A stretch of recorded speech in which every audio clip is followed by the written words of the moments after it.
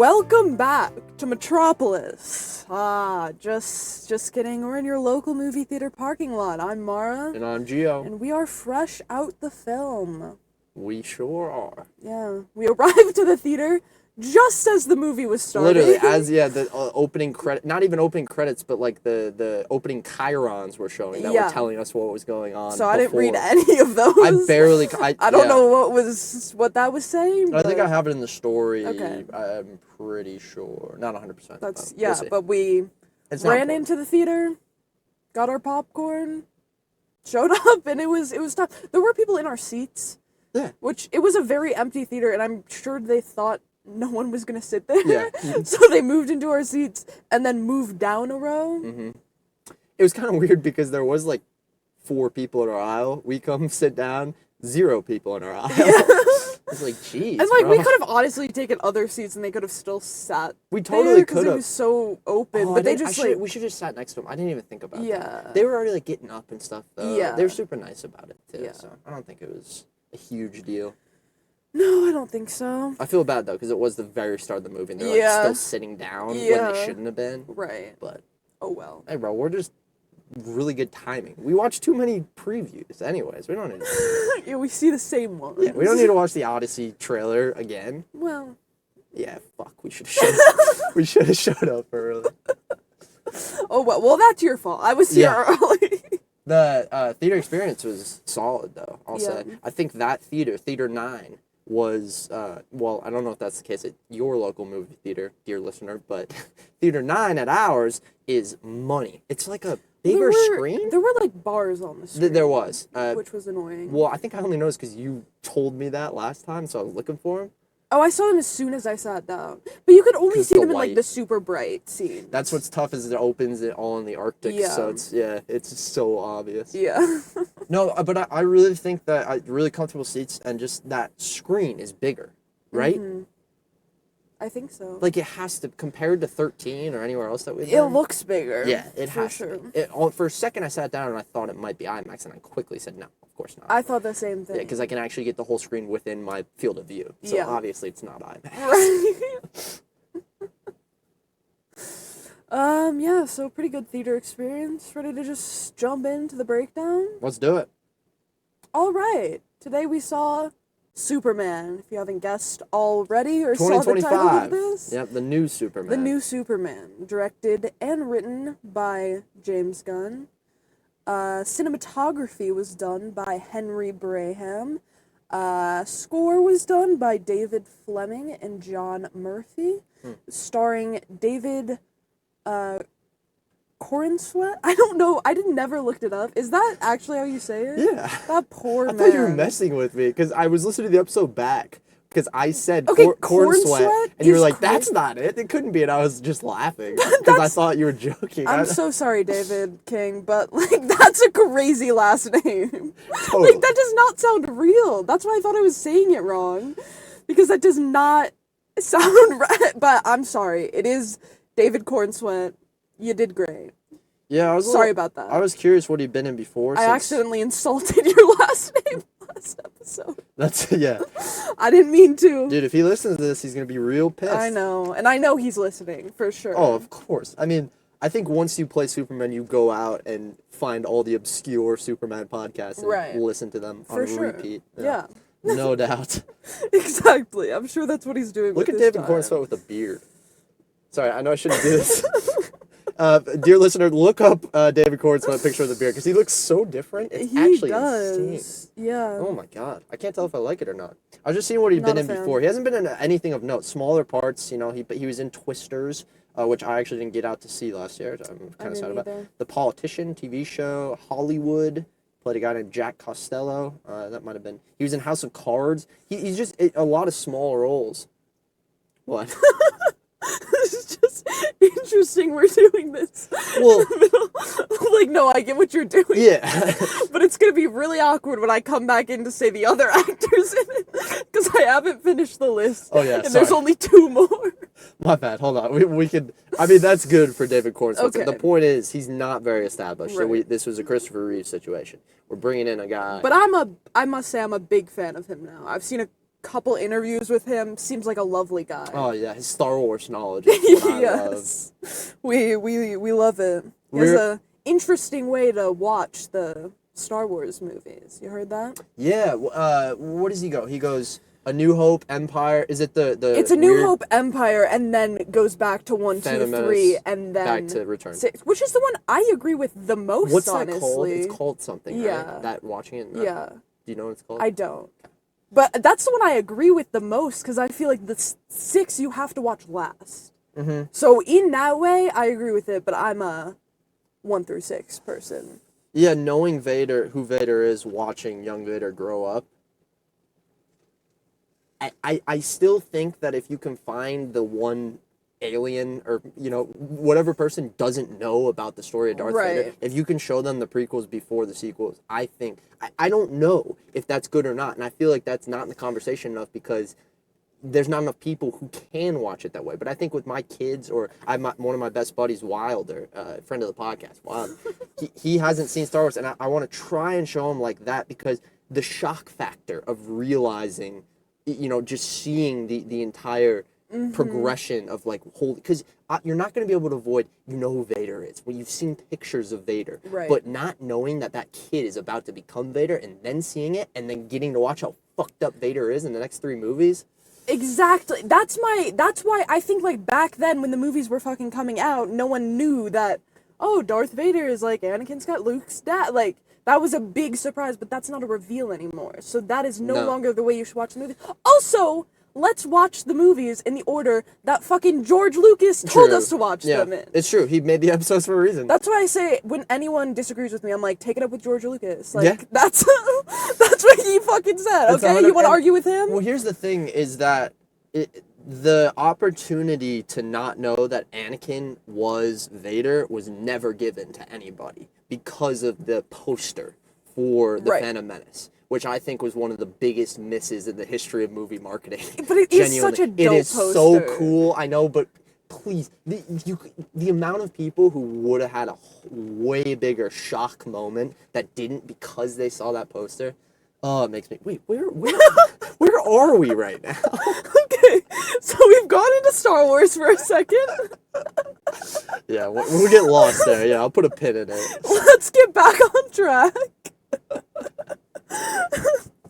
So, I'm just gonna say most of this again. Starring David Cornsweet, Rachel Brosnahan, and Nicholas Hoult. The budget was $225 million. Any guess how much it made opening weekend? I'm really hoping this is doing it, man, because I'll talk about a little controversy up front that people were thinking that it was going to take a hit box office sales-wise. Mm-hmm. I don't think it would. I think opening weekend, a movie like this, I'm going to go at a solid $105 million. Close, $125 million. Yes, dude, let's go. Yeah. I wanted to be wild a little bit. I went lower just in case. It's popping the fuck off. Yes. It's popping the fuck off. Yeah, it's currently, at this point, it is Wednesday, July 16th. It has made over $232 million. Another 100. Wait, on weekdays. Yep. Another 100 mil. Oh my god. So just like in the past 3 days, it's doing well. Oh my, yeah, and it should be, man. This is the movie of the summer, if you ask me. I don't think that Fantastic Four, which is the next big movie coming out, is gonna stand with this whatsoever. I really don't. This just has a level of gravitas that no way another Marvel movie is gonna be able to reach. Yeah, it's currently 4.4 out of 5 on Letterboxd, 7.6 out of 10 on IMDb, and 83% on Rotten Tomatoes. It's all pretty normal then? Yeah. Maybe a little high on the Letterboxd score, it seems. Letterboxd is hard though. Well, more a little low on the IMDb score. Yeah. Well, that IMDb kind of lines up with the critics on Rotten Tomatoes, right? Because it's 10 plus 10. Well, it's 7.6, so it'd be 76%, versus out of 5, so that would be about 8 on Letterboxd if it was out of 10. But since... So like 8 and 80? Since the IMDb is both critics and people, doesn't that normally mean that it's lower than what the Rotten Tomatoes are going to be? It typically isn't. Like with our other ones... Yeah, because I guess it would fluctuate depending on whether the critics like it or not. Yeah, like for Jurassic World, it was 6.3 on IMDb, 52% on Rotten Tomatoes. They give it a 6.3? 6 point. That's too high for me, man. It's alright, I guess. But all pretty consistent. Yeah. 100%, yeah, and I'm in it. Well, no, I'm not going to reveal anything. Okay. Have your controversy piece you wanted to Oh, yes, talk about? so we have a couple controversies. One of them is really small and a more happy controversy, kind of, just funner thing to talk about. The other one's very serious. Which one do you want to start with? Start with the serious. Serious one. Okay. This is the controversy section, and what we're talking about today is Superman as an immigrant drama. Have you heard anything about this? I have not. So, the Superman movie, released July 11, 2025, stirred up a mess when director James Gunn called it an immigrant story about basic human kindness. Okay? Some conservative commentators like Fox News, Kellyanne Conway, and Jesse Walters flipped out, labeling it super woke and telling folks and saying folks don't want politics in their superhero flicks. Dean, oh my God, Mara, I genuinely, I copied this from Dean Cain. Dean Cain, a former Superman. I think that's going to be in the coda. We just talked about Dean Cain before this episode started. That is crazy. A former Superman called it a mistake, and it could tank the box office numbers. So it's basically they're just mad that Superman's origins as an alien refugee on Krypton raised by Kansas farmers it is an immigrant story intrinsically. And when I say intrinsically, I mean it, because Joe Shuster, who's a kid of the Jewish immigrants, created the Superman character with this backstory. So he was a Jewish immigrant who had to leave his family. So it's literally the origins of Superman is a immigrant story. And so this caused a lot of outrage because, I don't think you can guess maybe by us booing Fox News where we would sit on all this. But the big thing is there have been a lot of people who are calling out recently that they don't want the movies that they go and watch to be painting a political allegory. Like that is the big thing. And so my piece on this is we were just talking about it before the show as well with some other kind of political themes, which I'm sure we'll get into a bit. But art has always been a reflection of life, right? But it's not always the reflection of life that's intended. So whether or not James Gunn, and it seems like James Gunn was because of the history of Superman, but in general, whether or not the director or the writers are going for this thing, if you get that out of the movie, that's because of your experience with the world around you, and what you are getting from this art is based on the third, parties of everything that's happening around you. So a lot of the times, that immigrant story is going to feel a lot more in your face when there's a lot of talk about immigrants around. The conflict on the border in this movie, which we'll get into, is going to feel a lot more in your face because of what we have going on in Israel and Palestine. And it's just, I truly think that if we can just if we can just give leniency to directors and understand that when they make something, it's not always what you're getting out of it is not always what they intended, and that is, in my opinion, one of the greatest parts about movies. So that shouldn't be an argument. That shouldn't be, oh, it's super woke, it's shoving this down. And some movies have, they have, but it's still your job to go in and see what you get out of it. Yeah. Don't listen to the Fox News people and just write it off as super woke. Go and see it for yourself. See where you are at in this universe right now and how that affects your viewing experience. Sorry. Yes. Also, on another, it's just like, first of all, like, all of the, I haven't seen that many, but like, majority of the superhero movies that I have seen and the stories I know, they're all political. Yep. Dude, from the origin too. Like, majority of the superheroes that we see now, they come from fighting Nazis. That was when it got popular, World War II. Yeah, and it's like, it comes from, like, obviously that origin stuff is super cool, and that's interesting, that's what it's based on, but, like, yeah, Superman has been an immigrant, like, this entire time, even if you were to ignore the origin story, he came from another planet, now to this planet, and now, like, that's, he immigrant, like, that's what that is. So, 100%. Like, why are people like, it's an immigration story. It's always been an immigration story. Yeah, chill. 100 and to some people, maybe they won't get that from that. But if you look into the history, 100% is. So when James Gunn says something like that, that should just be like, oh, that makes sense because that's what the character has been. Now, am I gonna get that from the story? I don't know. Let me go watch it and see. You know, it's so simple, and people are just so quick to put things down for wokeness or whatever it is, which is the most buzzword, like fucking stretched out term in the world. It's so ridiculous. I think that's really crazy that's. I mean, it doesn't surprise me with, like, the media and how people talk about these things typically, but it's also, like, it's fucking Superman, of course it's political. Like, what are you talking about? Like, I don't know a lot about Superman. Like, I know it's political. And you can go, like, a step further. Like, all art is up for interpretation. There's also a saying that art is political. Like, it's just crazy to me that people... Not just with this movie, but with other movies, they're like, oh, they're being woke, they're pulling all these politics into that. I just want to enjoy the movie. It's like, 90% of the movies you're watching are political. Like, even the kids' movies you're watching are political. It's 100% true. And people will be totally fine with that until they just try to explore some political theme that this person doesn't agree with. And then it's off the fucking rails. Right. Now, I do think in kids' content, it's a different conversation because what your kids are getting out of that movie, you want to be able to, as a parent, I assume you want to be able to not control the way they think, but influence what they're getting out of a piece of art. Right. Because you don't want your kid watching a horror movie, you know, as a little kid, just the same as you don't want them watching The Breakfast Club and thinking you can treat women like that. Right. You know, so it's like, with kids' movies, a whole different conversation that I don't think we're prepared for here. But, no. But as far, But it's still along the art is political. Lines, That's both. Art is political. Whether or not it's intended, it is also up for your interpretation. Exactly. Which means it can be political or it can't. It does either or. You don't have to see it in a political way. It's true.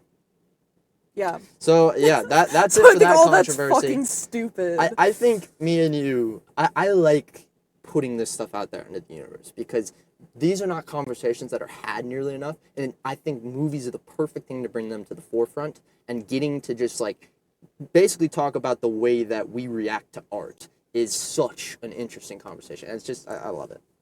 The other controversy. Ultraman was going to punch Crypto.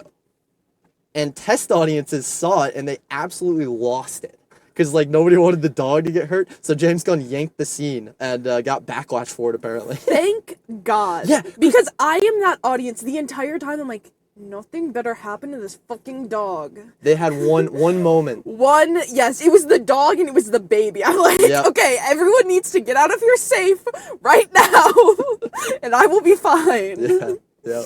So thank God for that. Absolutely. I would not. I mean, yeah, I think that, like, yeah, it would have made Ultraman, I would have hated him a lot more, so I probably would have liked it. But that's not something I'm going to get up in arms about. I don't like seeing animal abuse, personally, on screen. But think about how much you hated Ultraman in that movie. Right. How much more would you have hated him if he fucking crushed Crypto with a punch? I mean, you would have been... And then you find out he's a Superman clone hitting Crypto like that? Yeah, I would have... Spoiler alert, sorry. You find out he's Anakin Skywalker? And don't worry, if you're confused, we'll get to it. Holy moly. Yeah, thank God that didn't happen. But, like, you're right. Like, it would make it you would have, so yeah, much but more. I'm impartial. But really. I'm because yeah, I'm saying this. That's any animals in movies that are like dying or being tortured. I can't handle. Oh yeah, you freaked out about the bird in the Prestige. Oh yes. I forgot about that. Yes. She had. I'm like looking towards another person in the backseat. What the hell?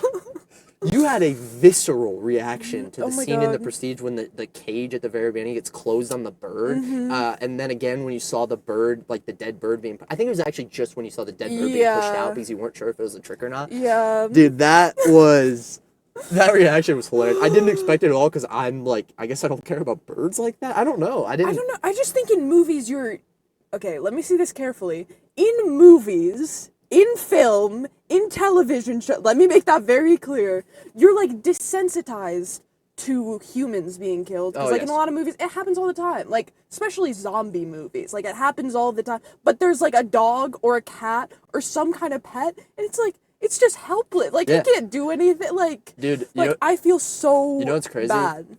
I might extend that to real life. Like, in general, I'd have to do some more thinking if I'm that type of person, because I think my empathy for humans, since I've been around them more, should be more. But, like, I think there's a lot of people out there where if there's a dog hanging off a cliff and some human that you don't know hanging off the cliff, that dog's got a good shot being grabbed. Well, I don't know. We have a weird liking for things that are not, like, people are able to give more empathy to things that are not exactly like them, which makes no sense. Right, well, because, like, pets and animals, they don't have the capacity to be able to, like, be able to, like, do things and, like, live on their, like, to be able to, yeah. It goes into the same thing, like, the man versus the bear thing. Like, you've heard that? 100 men versus a bear? Is that No. Like, would you rather be stuck in the woods with, like, a random bear or a random man?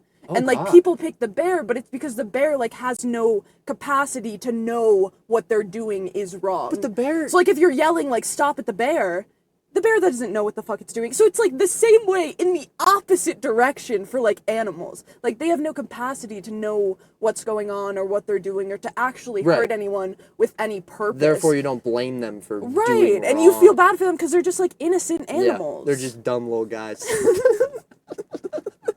Exactly. Yeah, I mean, that's really what you're saying. We've gotten so sidetracked already. Well, I just think this movie's making us feel some type of way, and the conversation is just going to be flowing this episode. So, you know, grab a nice little thing of tea and have a seat and just enjoy. What's it with you and tea? I love bringing it up on the episode. Okay.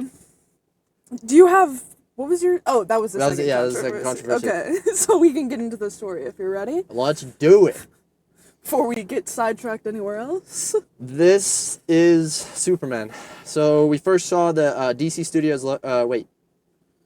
Did we see a logo? We were too late. Yeah, we were late. Would there have been a logo? Probably. Not the Universal logo. I heard something about this. I believe it was just the DC logo, the new intro for Superman, which I'm really sad we missed now. I'll have to go back and watch that, actually. Because it'll be a Marvel-esque intro for DC. Yeah. So, but the film opens with text stating how over 3 centuries ago, the first metahumans were discovered, paving the way for a new age of gods and monsters. So that was the 3 centuries. So it wasn't 3 decades, it was 3 centuries. Then, 30 years ago, a second Chiron. Now, I was scared once all this exposition started sounding off at the beginning. But 30 years ago, Jonathan and Martha Kent found a baby, Kal-El, from another planet, adopted him as their son. 3 years ago, Clark became Superman, the most powerful metahuman and superhero to the people of Metropolis. 3 weeks ago, Superman prevented soldiers from Bolivia from invading Jahanpur? How did they say it? Jahanpur? I don't know. I'm going to need to learn. Could you help me with pronunciation on that? Because I'm going to go back to it. But Superman prevented soldiers from invading Bolivia, invading Jahanpur, leading to controversy between the nations over Superman's intervention on the border. A mysterious villain, the Hammer of Bolivia, arrives and defeats Superman in combat, basically right before the movie starts. Now, that is a lot of exposition up front. Like, I'm not going to lie. I'm a fan of skipping over Superman's true origin, Jahanpur. Jahanpur. Okay, I got that. I'm a big fan, especially watching 2 true origin stories twice in a row. Because I just recently watched the Christopher Reeves original, the Superman the movie, and then I watched Man of Steel. Knowing that he's gonna become Superman, it feels so long no matter what you do. Because it's just not, what's going to happen, and you're just waiting for him to put that suit on. And it's a great moment, especially Man of Steel, when he flies for the first time with this score from Hans Zimmer. I mean, it is a great moment. But everything leading up to that's just like, oh my God, just get there. Just get there already, Totally. But, so, I love where they went with this Superman. Like, I love just being in it when he's already Superman. Yes. Because we know the history. We don't need to be told it again. But also, I don't think we need to be given 5 chyrons up front explaining, like, 6 events before. Please find a better way. What I would have done with that is try and use either a news report to open, like one of those, like, bad things going down on the border and like. Oh yeah, that's very Superman. That's so superhero in general, and get us with those people, because I felt like those two countries were underdeveloped in general. Get us with those people in the beginning. Get us seeing. At least some of the carnage that Superman left behind or something, so we can be more in his shoes about what actually happened there. Show us people congratulate. Like, there's just so much, a better way, I think, to give all those things. You don't have to tell us about Ma and Pa. We'll get there in the story. You don't have to tell us that he just lost a fight. We can tell. It's like... And that's the thing, is I didn't read any of that, and I completely understood what was going on. Exactly. I was caught up immediately, and I did not read anything that was on the screen. 100%. So I think you're completely right. And this whole scene that happens, basically, we've already seen and talked about it in the pod, which was the Superman sneak peek earlier. So it's just the opening shot. Superman is landed somewhere in the Arctic. He's bleeding out of his mouth, which Superman doesn't bleed, so this is already a big thing, And well, I mean, he's spitting blood up. Yeah, he's spitting blood. So he's not technically bleeding from his mouth. Well, oh yeah, it's internal bleeding. You're right. Yeah. Yeah, I kind of thought he got hit in the jaw or something. That makes more sense. But I just remember because I thought it was disgusting. Yeah, it was. And I always wonder how it tastes. Well, because there are different types of blood they use. Some that taste good, some that taste bad. That as soon as I took a sip of my drink, it was really gross. Poor timing right there. I've never had that thought, but that's interesting that's where your brain goes. Well, a long time ago on the Best Film Ever podcast, I'm talking cross podcast again. Hi guys. Love your podcast. Well, they discussed the two different types of fake blood. It was Georgia who's talking about the two different types, and one is very good and easy to get off you and tastes good and everything. The one's terrible, you can't get it off, but the terrible one's way cheaper. But I just don't remember what they are. The fake blood I've used before, normal one, I'd mix red food dye with dish soap, but if you're eating it, it was just red food dye with chocolate syrup. Oh, so fucking good. Yeah. Honestly, the consistency for the chocolate syrup would be perfect. Yeah. It looks really good. God, that's cool. It's just a very dark color of blood. It couldn't be the light color that he had coming out of his mouth. Well, that could have also just been the color palette, the grading that they chose, because the reds and blues, and they were just popping like crazy. Yeah. But Superman's hurt, and he whistles for the Crypto, his super dog, to come to his aid. Bitcoin has now crossed over 110,000. So there's your little crypto update. The Superdog comes to his aid and jumps on him for a second first, which is great. And then Crypto drags Superman to the Fortress of Solitude, where a group of robots, Michael Rooker and Alan Tudyk and Palm Clementif. I don't know that last one, but Michael Rooker, I don't know, that's one of those names that just light bulb, but I don't know who it is. Obviously, Alan Tudyk, Disney legend. He's played every little he's bit in part. Fucking everything. My favorite role of his is K2SO and Andor and Rogue One, though. But you remember that robot in Rogue One? I don't remember anything about Rogue One. Pretty much, if you ever laugh during Rogue One, it's because of him. I'll rewatch it, though. Watch Andor first if you're going to do that. Well, I'm doing the watch through. Yeah. We don't need to talk more about Star Wars. No, let's go on one more. We've hit our Star Wars quota for the episode. But yeah, these robots place the Man of Steel on a bed and position him in front of the sun so he may heal himself. They also play a video message to soothe Superman, which I liked the way they did this exposition, because this video message is from the late parents of Superman, Jor-El and Lara. Now, did you see who Jor-El was played by?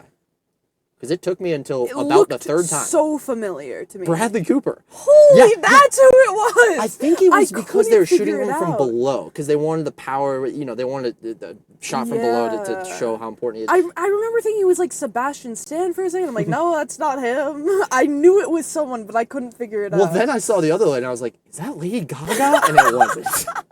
That would have been hilarious. That would have been amazing. Because then somewhere in my head, those two. And he just starts singing Shallow. Dude, well, I like the idea of them getting out of A Star Is Born. Somehow he came back to life, and then they moved off to Krypton to go. I don't know. It's amazing. But yeah, he gets healed, and it's really intense with the sun hitting him. It's obviously very painful. But after he's healed enough to 83%, Superman decides to fly back towards Metropolis to continue battling who he just lost to, who is the Hammer, a.k.a. Ultraman, who hasn't been revealed as Ultraman yet. So this person, Ultraman, the Hammer, whatever, is being controlled by evil billionaire Lex Luthor. Ooh. An absolute scene stealer Lex Luthor was in this movie, and oh my god.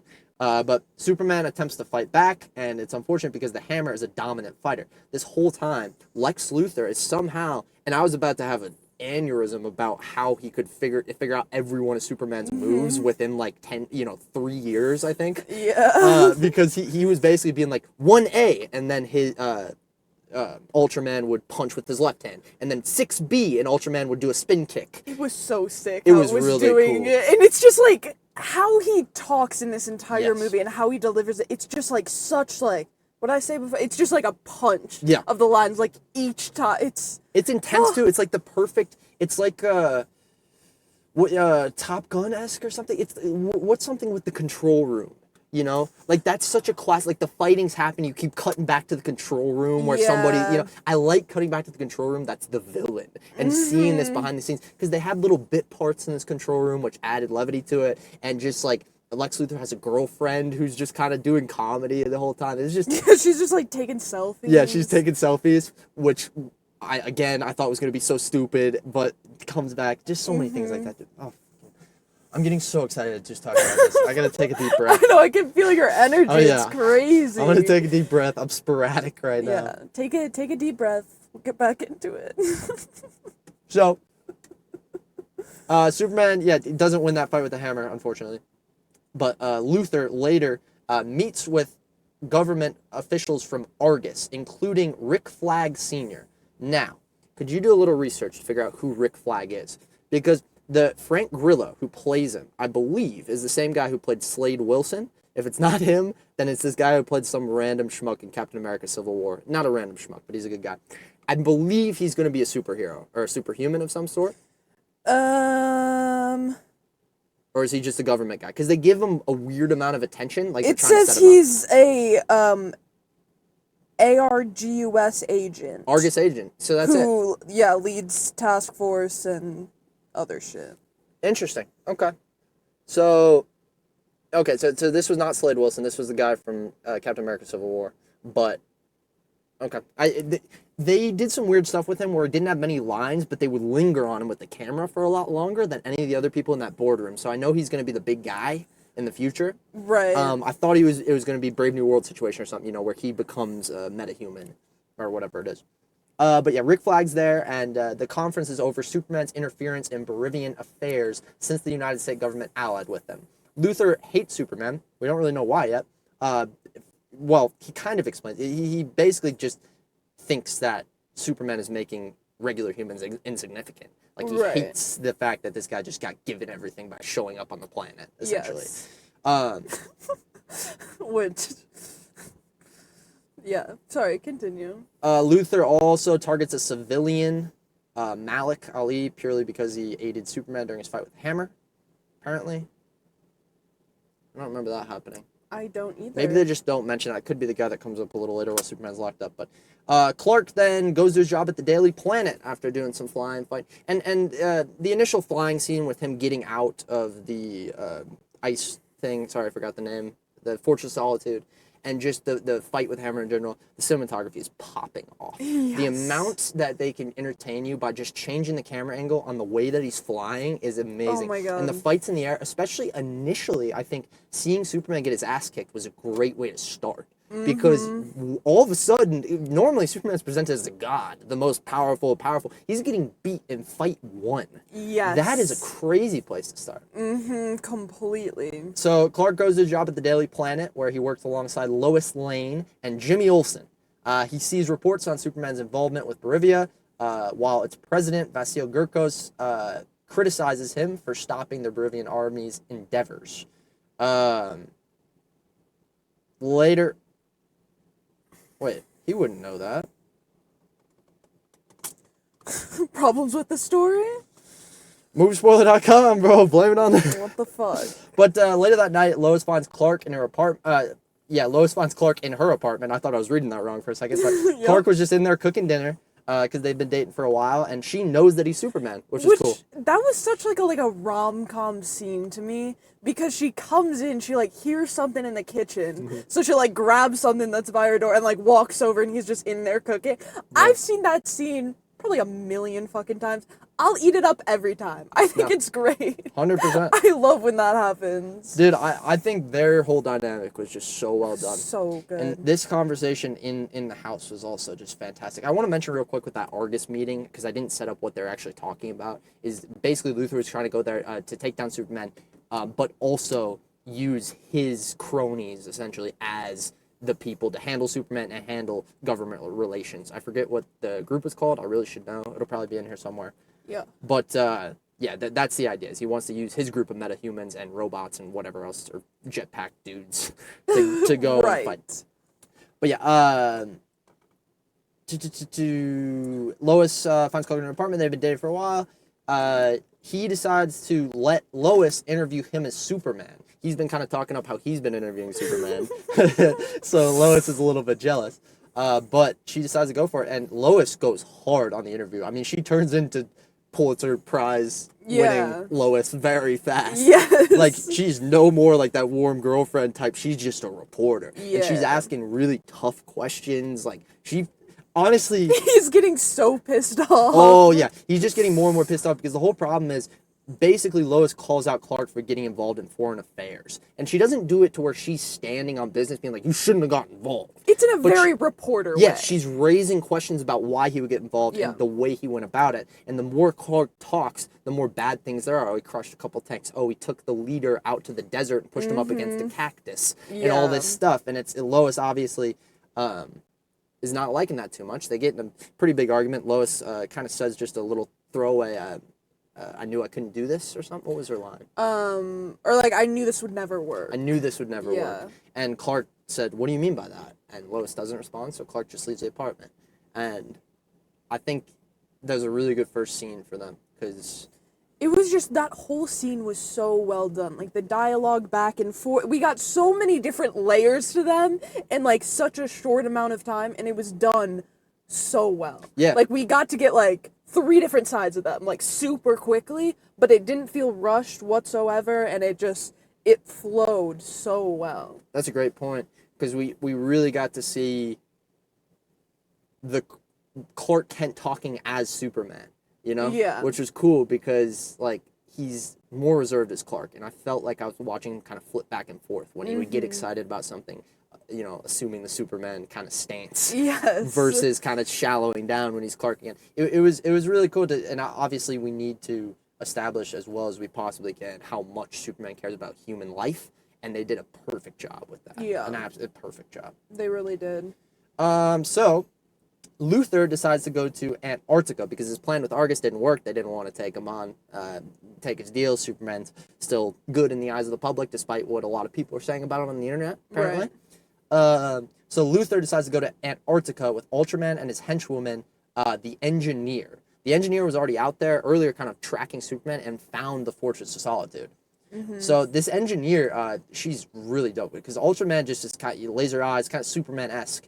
And the Engineer was infused with nanites into her bloodstream to allow her to produce any weapon she can imagine. So she, like, pulls out band saws and fucking... Yeah. Like, she can do anything with her hands. And it's crazy. She can do anything with anything. It's so cool. Like, in a second here, you'll see, because the villains break into the Fortress of Solitude, abduct Krypto, and kill all the robots in there. But then the Engineer, like, makes all of her fingers go into a bunch of, like, spores or whatever and hooks up to the computer. Now, this is, like... the alien computer, right, from Krypton.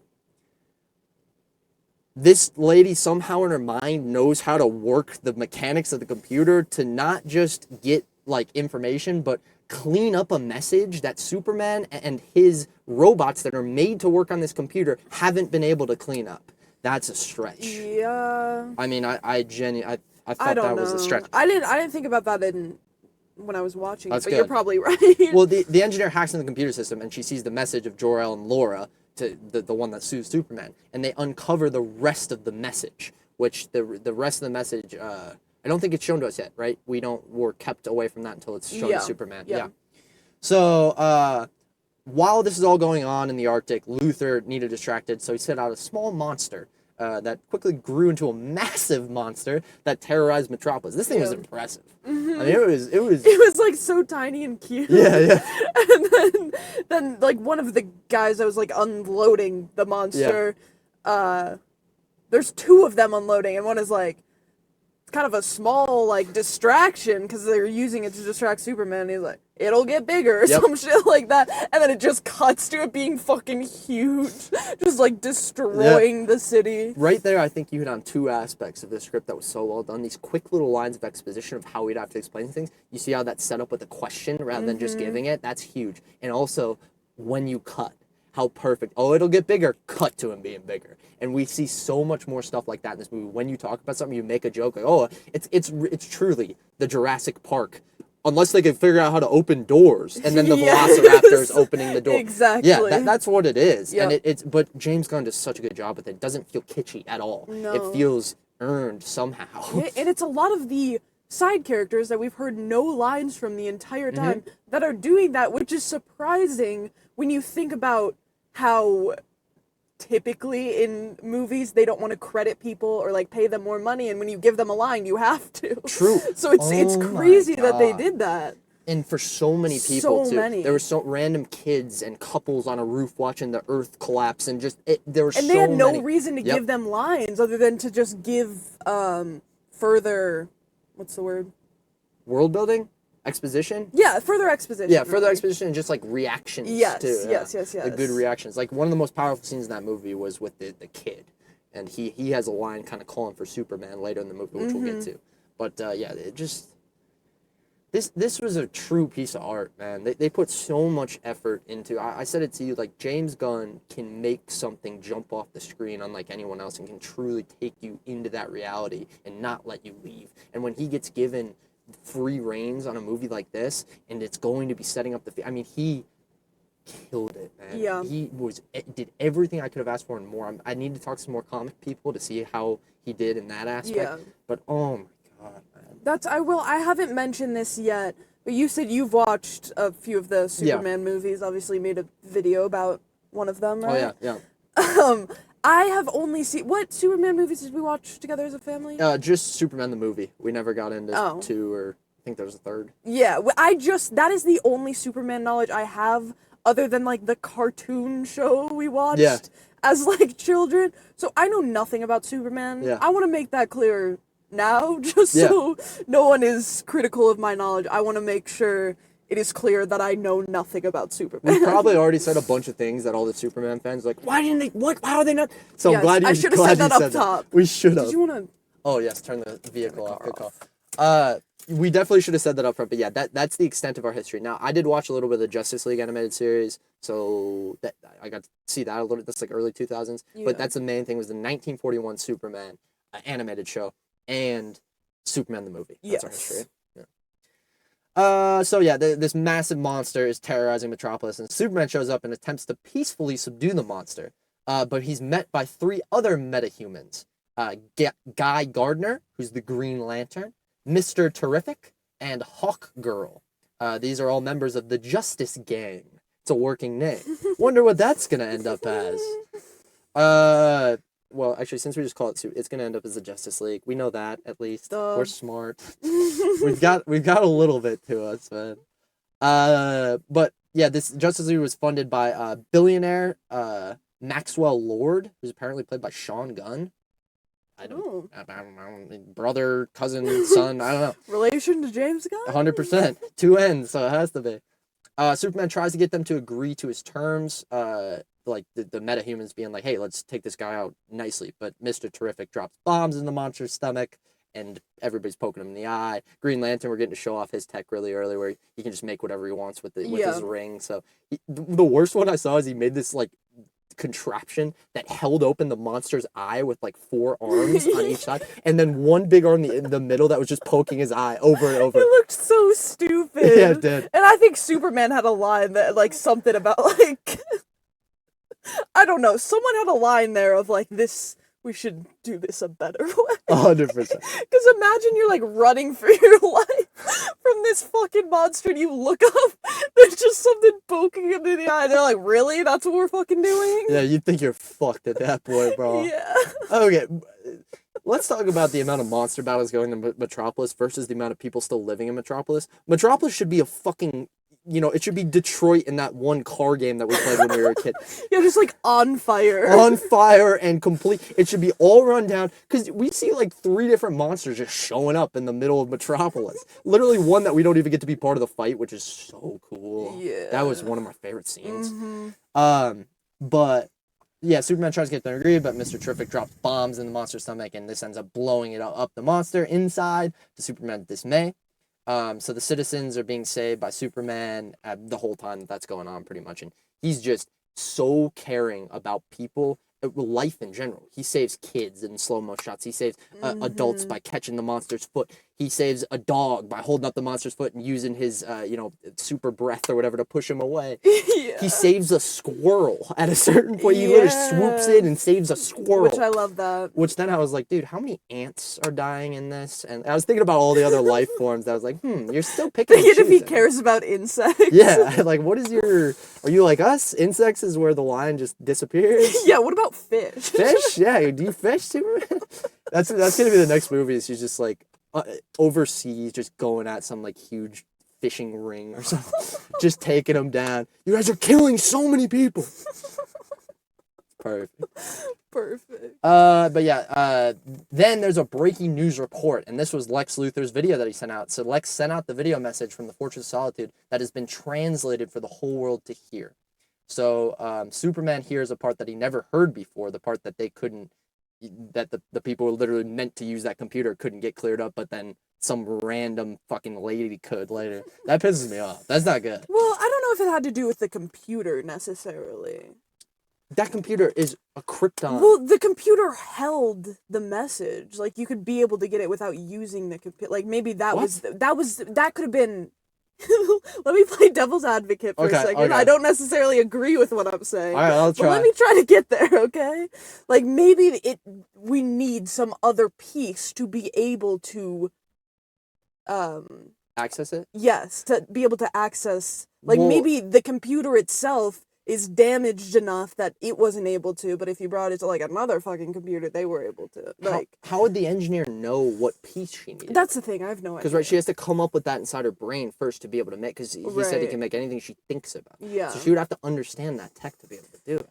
Yeah, so, like, if she was able to somehow, like, get all of the knowledge as she's standing, like, we have no idea what she can do, but imagine she could absorb all of the knowledge by just looking from that, yes, to figure out exactly what is wrong so she can fix it. I mean, that I think is the only way. Yeah, that has to be it. Or she, like, or it would be an off-screen thing where we can't say this happened, but you could write it off as she was, went into the internals of the robot or something, got him to say certain code to be able to, or I don't know. There's ways, they didn't explain it. Those are the things that'll only stick out to me. Yeah. So I don't, like, bring the movie down for that. Right.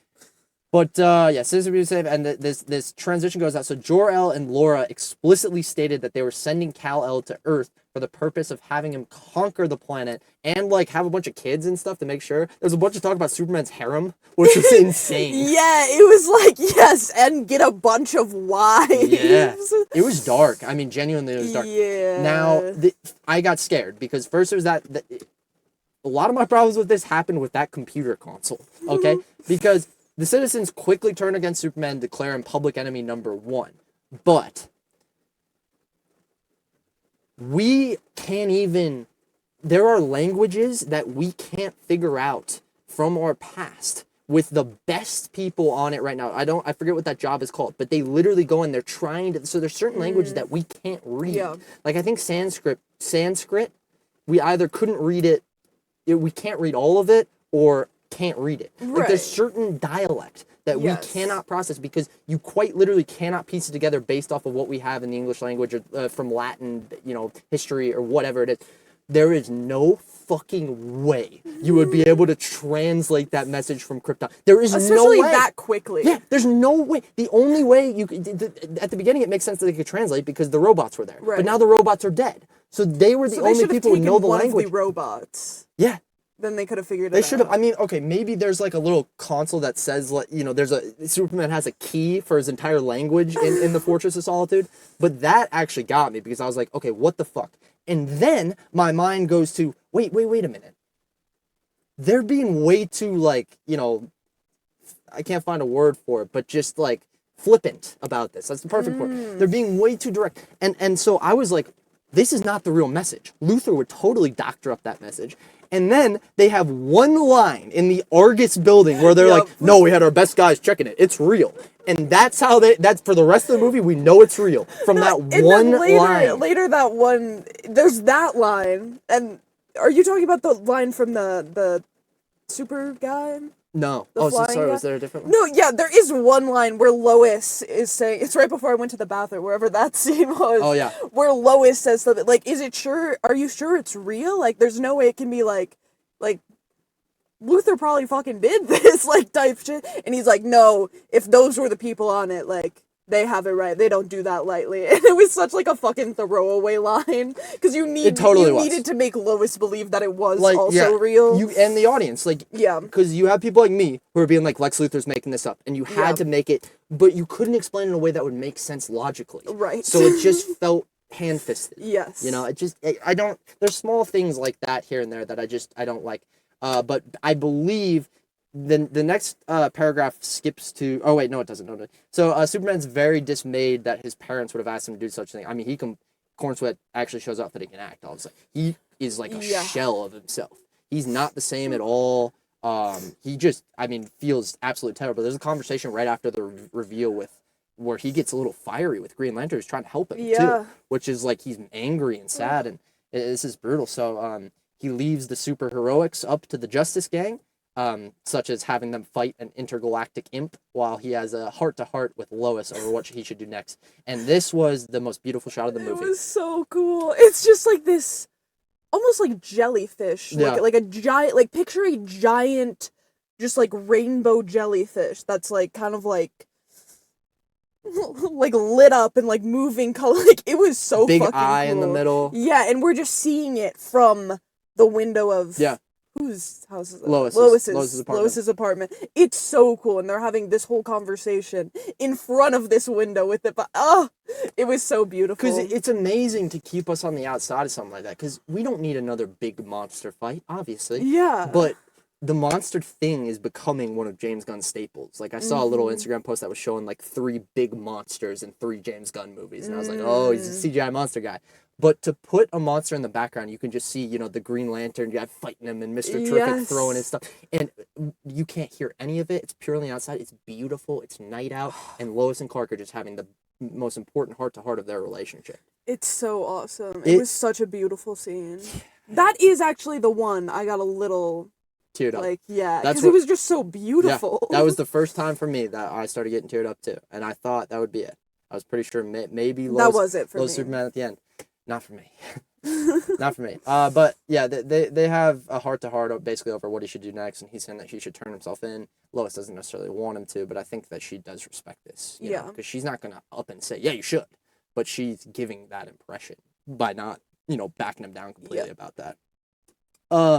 So, people... He also... Sorry, this needs to be mentioned. The big moment that happens in that conversation... Yeah, I felt like I was missing something. is Superman says that he loves Lois. Oh, yes. So that happens in the end. And Lois doesn't respond. Yes. And it's also... I really loved it. It was just like this beautiful hug when that was happening. And I love when they do that. Like, instead of like, we get the big kiss. Like, that happens all the time. We know it's the big moment. But, like, the hug is just like... Like, it brings you to, like, another level emotionally. Because it's, like, so much more... Agreed. Like a... I don't know what the word is. Well, I think it's much more comforting than a kiss, you know? So I think a hug works so well in that scenario where one character is down and the other character is trying to lift him up. It wouldn't feel right if, you know, they dip Lois there. That would have never... So I'm glad it was just such, like, a long moment on that hug. I thought it was so beautiful. Just a gorgeous scene. I'm literally one of my getting favorite, choked up just thinking about it, bro. It was... I think it's... I'm trying to figure out what it is about James Gunn that I like so much, and it might be this, where he will commit to a difference in one scene from anything else. No matter what it is, like Guardians of the Galaxy for me, like the very first scene was Star-Lord and what he does there, and the environment, and just the way Star-Lord, where he's kind of a faceless, just badass for a while. Yeah. The music obviously is a big, but he'll take a risk like that, where it's like, we're gonna put the action away from us, and we're gonna do this conversation right in front, and it radiates off the screen. I don't know how else. It does. You can't think of anything else in the entire world watching that conversation. Because Yes. if you get any distracted at all, you look up to Nathan Fillion blasting his green beans. Yeah. You know, it's just, he's willing to take risks for development, which, especially in this situation, which I think a lot of superhero movies don't risk. You know, because they think the people are there to eat popcorn or watch superheroes blow shit up. Yeah. But, yeah, so after this conversation, Superman decides to surrender himself to the U.S. government. The U.S. government, here's my biggest gripe of the movie, hands Superman over to Luthor and his cronies, who imprison him in a pocket dimension that Luthor created. We'll get into that pocket dimension. Okay, I'm so sorry. I have to stop you, because this entire time, Luthor isn't the president? What? Homie, why would the president be arguing with the Pentagon about what he can... well, I guess he don't have like That's exactly what the president would be doing. But no, he'd be in front of Congress trying to argue. Yeah. Or, well, more like his people would be, you know, the Department of Justice would be in front of Congress arguing that or something. I don't know. I'm sorry. That's totally... Because... No, but that's what made me think that, because he has so much fucking power. But, like, I get it, like, rich people have power. Must. Like, I guess that's the thing we're seeing here. 100%. But I totally thought, because of that he was the president. Yeah, no, and I shouldn't have laughed, because genuinely, the way he carries himself, too, because everybody else sits down at that initial Argus meeting, he stands up to say his point. He's walking around the table. It's like he's talking down to him, which he is, but it would make sense if he was in a higher government position. No, he's just a higher position because of his money. Okay. And they can still veto. But that's hilarious. We could fill in some holes for me there. Homie, what? I don't know. Okay, I said this to you. I don't know if I said this actually on the pod, but I totally thought, I know nothing about Lex Luthor, totally thought he was just like a supervillain. Like, and not like some like rich, powerful guy that just like fucking hates Superman. Yeah. Like, I thought he also had powers. So like the whole time I'm just trying to figure out like where he falls in this and where his position is, and I landed on president. You know, honestly, like, they don't make his position clear, I believe, because they expect everybody to know who Lex Luthor is. Right, which is totally valid. But like, it's not until like the third act that he really screams tech guy. You know, he's just an angry leader of a little boardroom, and it appears as the angry leader of a little boardroom, and also is the leader of this, you know, data room or whatever, where they're doing all the fights with Ultraman. Yeah. So. Yeah, no, I get it now. I totally did think he was just like, but that's one of the reasons they give him right to fucking Luthor. So like, well, that would I make thought sense. like, obviously he's like the president. Yeah. So this is my biggest problem with the movie, I think. Why would the U.S. government hand Superman over to Lex Luthor? Keep in mind, metahumans have existed for 30 years on this point. Do you know the U.S. government being behind the types of people that exist, like not how to control them? No. They will up their technology. They will build high-tech prisons. They, you know, when a superhero in Marvel, Captain America started with Thor. I'm trying to think if this happens in Marvel anywhere, because I'm trying to think of a metaphor for. Are you all right? I'm sorry. I lost the cap to my lip balm as I was opening it. Oh God. I felt it, like it flew down here. I heard it. Oh jeez. So I'm trying to find it. I'm Good sorry. luck. No, you can keep talking. Yeah, I could go on. It's the tube, so I don't want to like leave it open. So but it's basically the opposite of like when Loki gets captured in Avengers, he goes with Thor, right? Right. Because he's from that universe, and that the U.S. government didn't want to do that, and that makes sense that happens, right? That's basically like, instead of Loki being the one to get caught, it's like Tony gets fucked, and the U.S. government's like, we can't control Iron Man, or I guess Tony wouldn't be bad. The Hulk, for example. We can't control the Hulk, let's send him off to fucking, Asgard to see if they can control. You would never do that. They put the Hulk in a high security prison on that shield ship, Like they don't, the government wants control more than anything. And when you have like something that could be a military asset, if you have something this powerful, you don't give it up, especially to the person who you just saw being power hungry in a boardroom. You just saw him being like, hey, can we take down Superman? And then all of a sudden Superman gets taken down because of Lex Luthor's information. And you're like, that's awfully convenient. Here you go, Lex. What? No, obviously this was Lex Luthor's doing, and in the first place, you would never give it to Lex, but also it's so obvious that he's the one who did this because he was just trying to bring Superman down and then brought you the information to bring Superman down. It is the most obvious shit ever. I don't understand how they did that without explaining why he would go to Lex. Yeah, you're so right. It's just funny that that's not where my head was at because I was just like, oh yeah, he's the president. Like, that's just, like, completely not where I was at. I'm like, yeah, this makes sense, but wait, then who the fuck is the like, who's... We didn't see him.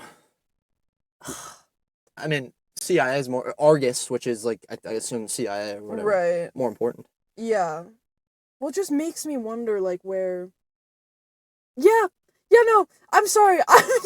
I'm having so many more thoughts knowing he's not president anymore. I mean... I feel very stupid. I don't know how you got through the whole movie. But it's like my mind is just... Like, what do you mean how I got through... How... Well, because in the third act, he like, pulls the guy off a console and is like, I know this is about to destroy the world. Let me do it. And he's typing all crazy. And he's like... They also talk about, how, like... That's the mad science shit that Lex does. Remember when Mr. Terrific says that line as they're looking at the portal to the other dimension? Yeah. Like, there were so many little nods to, like, his ability with tech. But I think just because his focus was I thought he had that ability, but also ran the country. Jeez. I know that doesn't make sense, but, like, the whole time...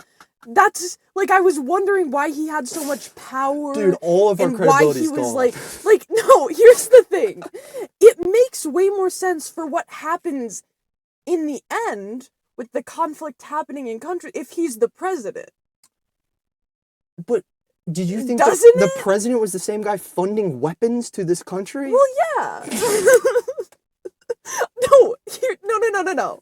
Let me answer this in a better way. I didn't think he was directly, like, okay, this might make more sense.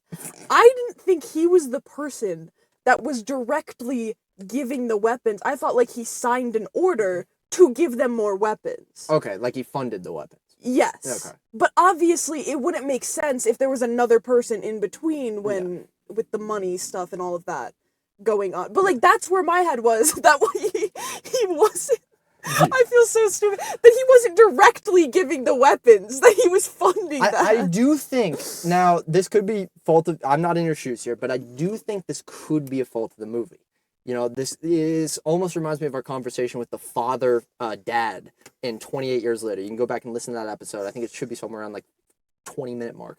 But we got into, like, do they do a good enough job of presenting this pastor at the beginning as a dad, if he's supposed to be a dad? And it's calling him father a whole bunch. Priest. He says father. He keeps saying father. Well, yeah, that's why it's a priest. Oh, yeah. Sorry, that's why I corrected you. Sorry. Is because priests 100%. are called father. So, yeah, he basically, you think he was a dad, but there was only one line that maybe said dad in it. So when he said father so many times and he was a priest, I thought he was a priest. So They didn't do a good enough job making that obvious to the entire scale of people, Now, this could be one of those. They didn't set up the character of Lex. They just put him in an office with a suit on and said, or was he wearing a suit? I don't even know what he was wearing. Yeah. And just said, all right, here you go. So having government meetings and things, his posture, the way he carries himself around Argus, I think you might be onto a little something. But I do think it's my own fault because I think everyone knows who Lex Luthor, like, everyone going to this movie knows who Lex Luthor is. Yeah. So I think that's probably my bad.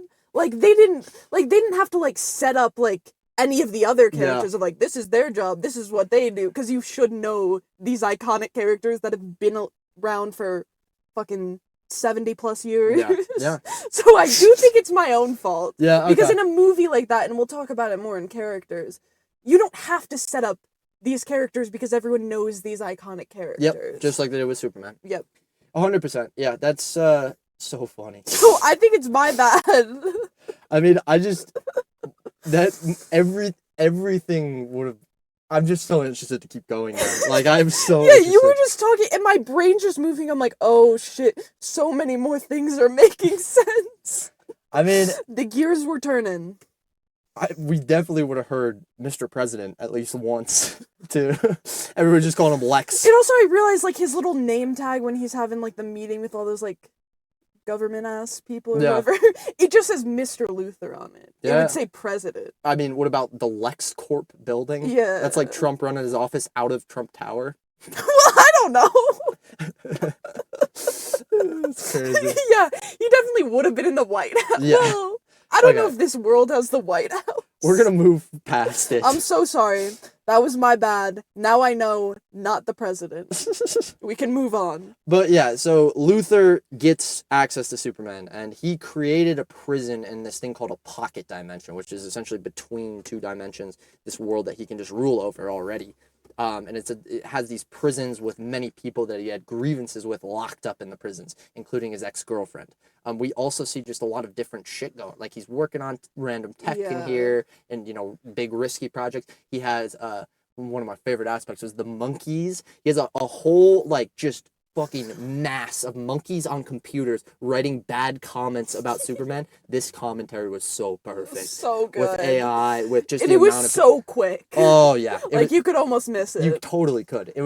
I loved it. I absolutely, and it also explained why people were hating on Superman so much because we didn't get to see that bad side of him initially. So it was just so well done there. And honestly, a cool dimension. I was a little scared going into CGI land, but I did enjoy this. So Superman gets locked up and he's placed in a cell with a metahuman named Metamorpho, but also named Joseph in this movie.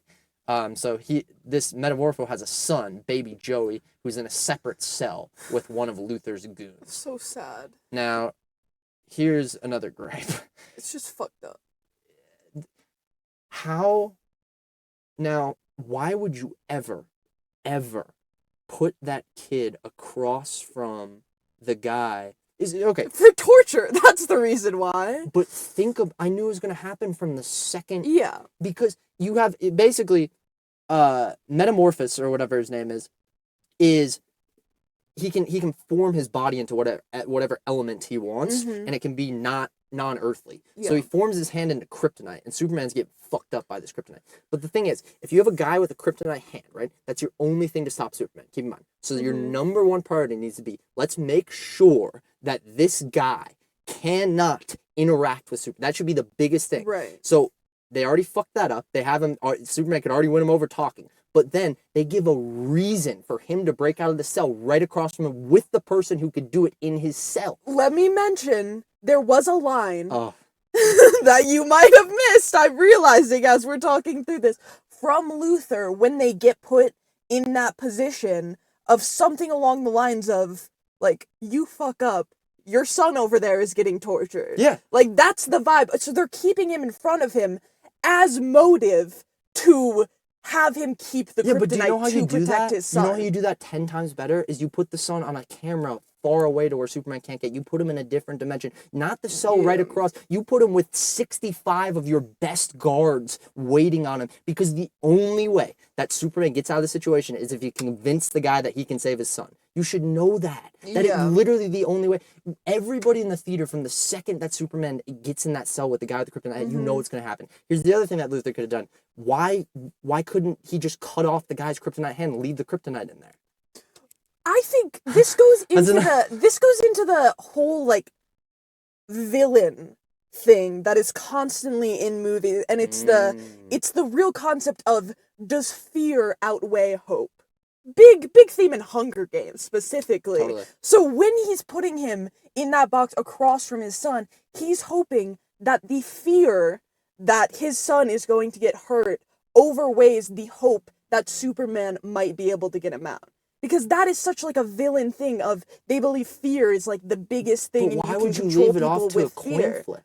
Why wouldn't you put parameters in place to make sure that if hope somehow, by some crazy chance, does win, Superman is only, you know, he can't find the kid. It's or Superman has to go through 100 guards and Lex can get there easily. I mean, why is there not a camera in that cell? Why are you not having a guy watching Superman every second? So right when when the kryptonite hand starts going down, alarms go off and 50 people are right there. Put the kryptonite hand back on or else I'm killing your kid. I agree with that for sure. But I think the reason of putting them behind them still holds up in like a classic villain arc, because villains don't believe in hope, really. Because he could be too consumed with power too. He's so obsessed with how can I make this as fucked up as possible, especially with what he does next here. Yeah. Which I think we're on pretty much. So I really think he's just aiming in on the fear. The fear is going to overtake. He won't be able to do anything because he's scared for his son. I think it's really stupid for a villain that's supposed to be this smart. But like you said, I think he's just, it's the power has gotten him. Yeah. I think that's what we have to go with for that, I'm sorry. See, it's sad because that end of the movie hyped me up so much, and I'm going through and realizing that I have... Now, these are problems that I can pick out of every single superhero movie, and for whatever reason, people don't care about them in superhero movies, but you try to put this in any other movie, and everybody called it a shit movie because of it. It's a weird double standard, absolutely. But I still will talk about them. I don't know how much it's going to affect my rating. We'll have to see. I'll still devil's advocate it. Yeah. But... Luthor's girlfriend, Eve Tessmacher, who I love. The Tessmacher in Superman the movie has one of the greatest, like, you know, not aged well moments in that movie. Because Superman has the necklace of kryptonite around him, and right when she's about to take it off, she kisses him, and then she goes, I didn't know if you'd let me do it without this. So bad. Oh, just like assault. So bad. Great. That's like 20 minutes after same girl, Miss Telbacher, she'd passed out, and this cop has all of his buddies gather around her. He's literally like, hey, get around so nobody can see, and nobody knows. Like, oh, yikes. Really badly aged stuff. Yikes. Yeah, that'll happen with every 1978. Right.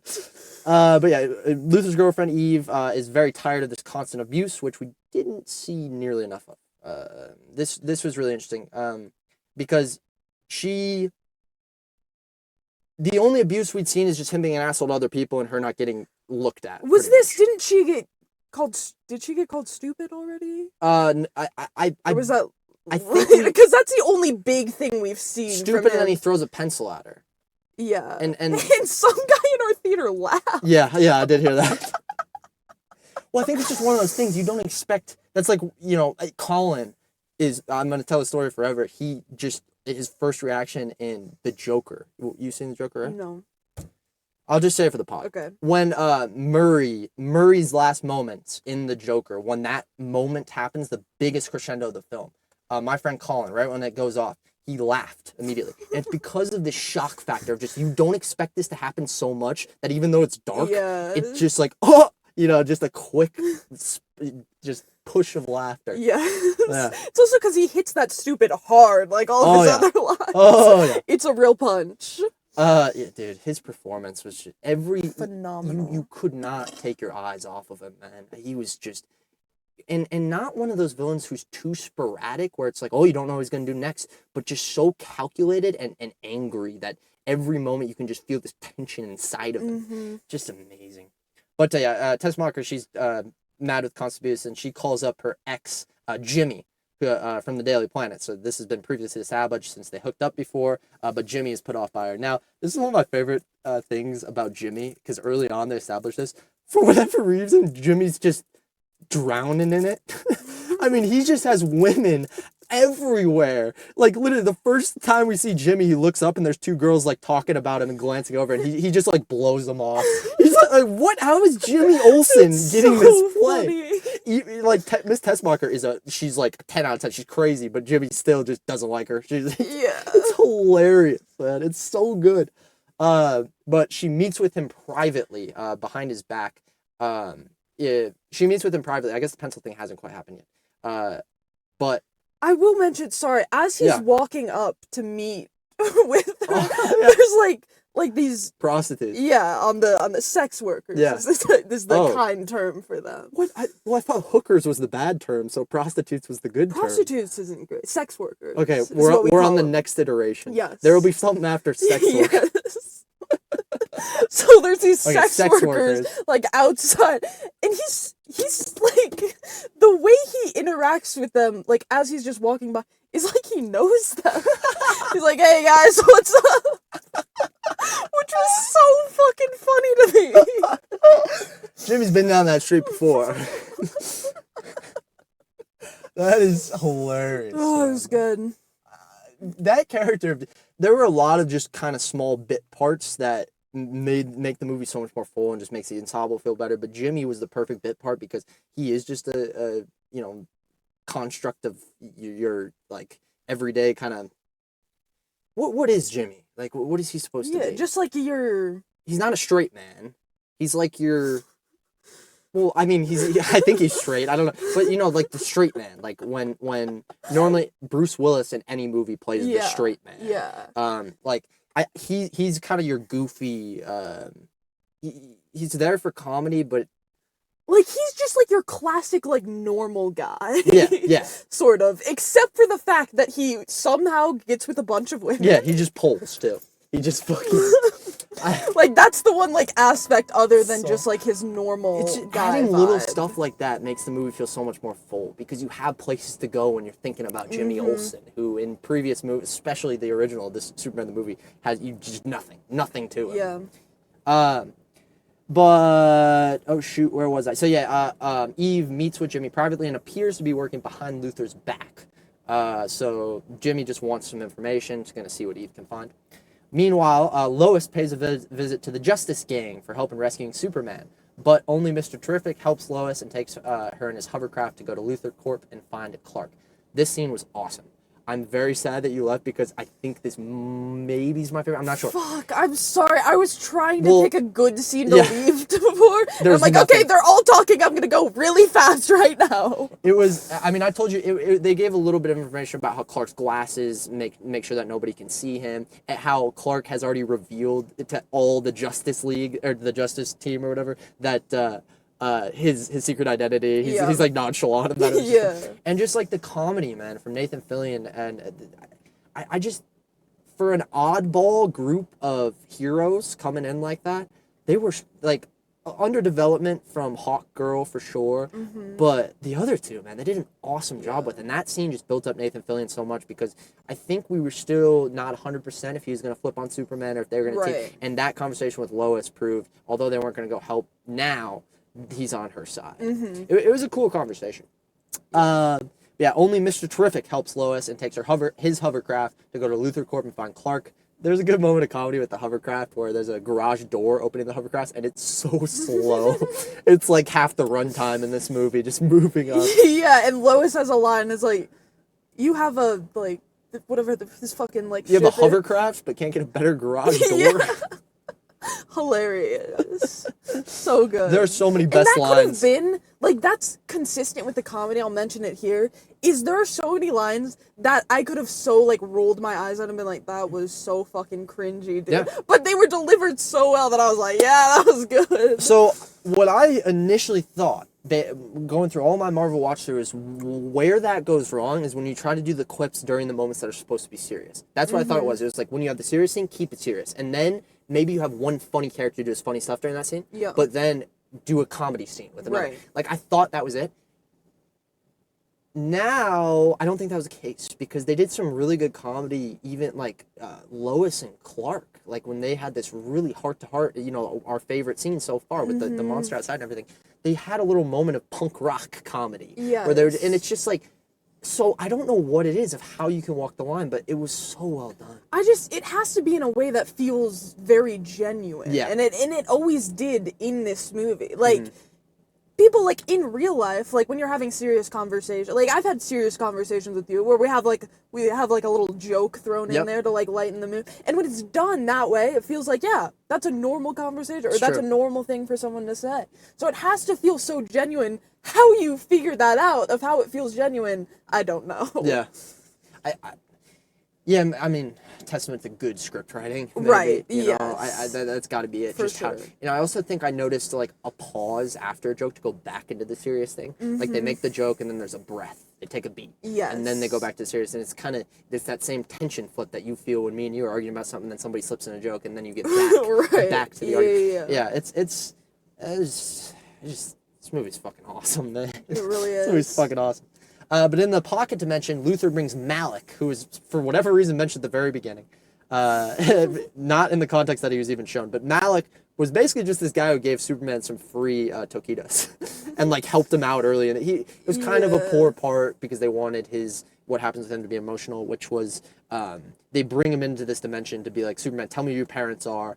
Tell me, basically just trying to get information about Superman. And holding a gun up to Malik's head. And so they threaten him, and Superman won't give up his info, which was surprising, but he wants to protect his parents, and Luthor shoots him. Like, yeah, and this headshot. guy, it's crazy, because this whole time, this guy, like, this poor, what's his name? Malik. He's sitting there, and he's like, don't worry, Stuart, like, don't tell him anything, I don't have a family, like, I don't have a wife or kids or anything, like, it's heartbreaking. He's just, like, telling Superman, like, don't tell him anything, I'm here to protect, like, I'll die, it's fine. And, like, I should say, I guess, earlier in the movie, when Superman was down, he was the one person, everybody else was just watching, he just had to climb down in the rubble and help Superman out. So, like, he was previously established a little bit. I wish they would have found a way to bring somebody more emotional. You know, like, imagine that was Jimmy Olsen. It made me wonder if there were more scenes with him that got cut. Yeah. Because that's the only way it makes sense that he's the person sitting in the chair. What could he have been, though? Because his relation to Superman is only, like, he gave him food one time. Do you think they had more to his relationship with Superman as a gas station worker somehow? I'm not sure. But I would be interested in whatever that is. 100%. But yeah, he awesome, and now this is brutal. Headshot. It's PG-13. And can I say, I love this scene. Not because he gets killed. Like, obviously it's very tragic. But basically what Luthor does is he puts, like, one bullet in the gun, like, Russian roulette style. Like, he asks one question, shoots, it doesn't go off. Asks another question, shoots, it does go off. And all he says is, oh, I thought that was gonna take longer, or something like that. And it's my favorite thing because I love a villain that's just a straight up fucking psychopath. Yeah. Like, there's no reason for them to doing whatever they're doing. Like, there could be, like, I guess, but, like, truly, they're just a villain in the truest form, and they're just, like, psychotic, and they don't give a fuck if they kill people. So I loved that line from him that you could tell he in doesn't that care. Moment, too, that's, like, putting aside our expectations for what, because normally that would be 5 or 6, six in a revolver, I believe. So, so that would be 4 questions, at least 3 questions. Like, the second shot is like, whoa.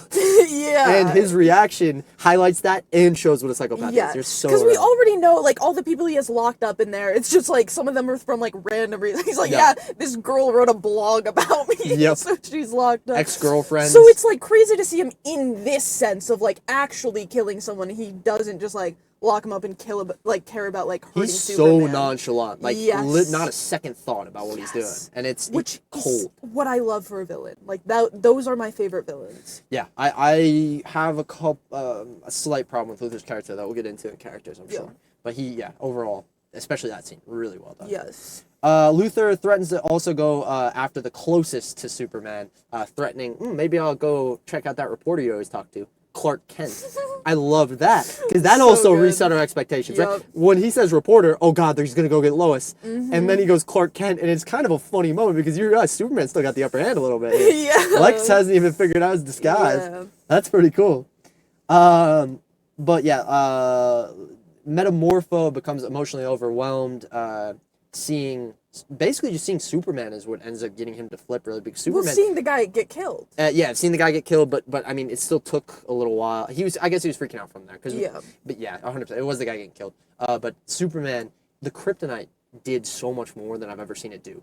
Like, he turned into Palpatine as he's getting, in Revenge of the Sith. That's exactly what I was thinking. Yep. That was it. Like, his face is becoming, like, longer. How would you describe that? It's like his face is becoming wrinkled and just like completely, like, disheveled. Yeah, like, completely. 100%. It looks like a husk of what a human would be. It's scary. Like, genuinely, as a kid watching this, I think I'd be getting some nightmares. Like, for sure. No doubt. It was pretty scary movie. It was. That whole time spent in that place was really dark. Because I forgot to mention, but you remember how Crypto got taken with these guys as well. Did I mention that Crypto got taken? I don't think so. Well, Crypto got taken when I guess I went on a whole tangent, but when they went to the Fortress of Solitude, they took Crypto as well.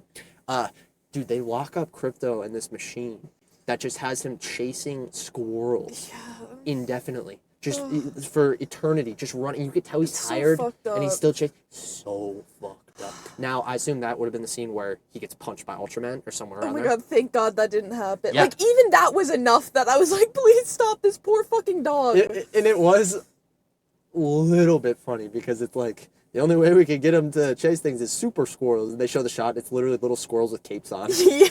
It's kind of funny. But it is. Definitely didn't feel that in the moment. Yeah.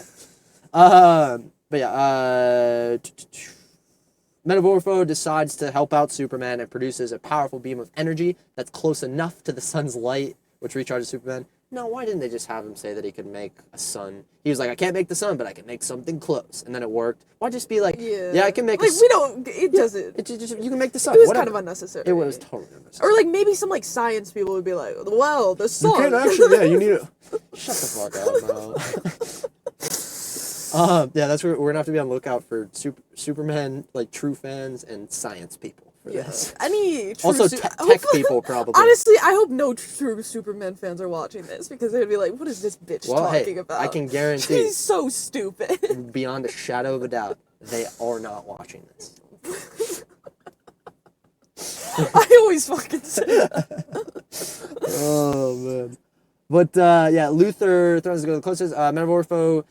Basically, one of my favorite shots in the movie, and I think it was in the trailer too, it's probably why it caught my eye so much, but the powerful beam of light goes, gets Superman hyped up enough, and he breaks out of the cell, immediately rescuing baby Joey before finding and freeing Crypto as well. And then the heroes just kind of battle Luthor's goons in this realm. In this fight, I didn't like, to be completely honest. Like, I was just get out, Superman. Because Lois obviously had gone to, Lois and Mr. Terrific had gone to save them, so they're kind of waiting at this portal to this dimension, just waiting at the top. And like, are they going to get here? The portal's closing for some reason. That doesn't happen at any time else. I guess he said it was open for too long, so now it's closing. Yeah. But we'd seen it be open for like a full conversation with the the leader of. It would have been way longer. I guess. I guess. I don't know. I don't know. The entire time for that scene, I was just like, oh, please let the dog and baby be okay.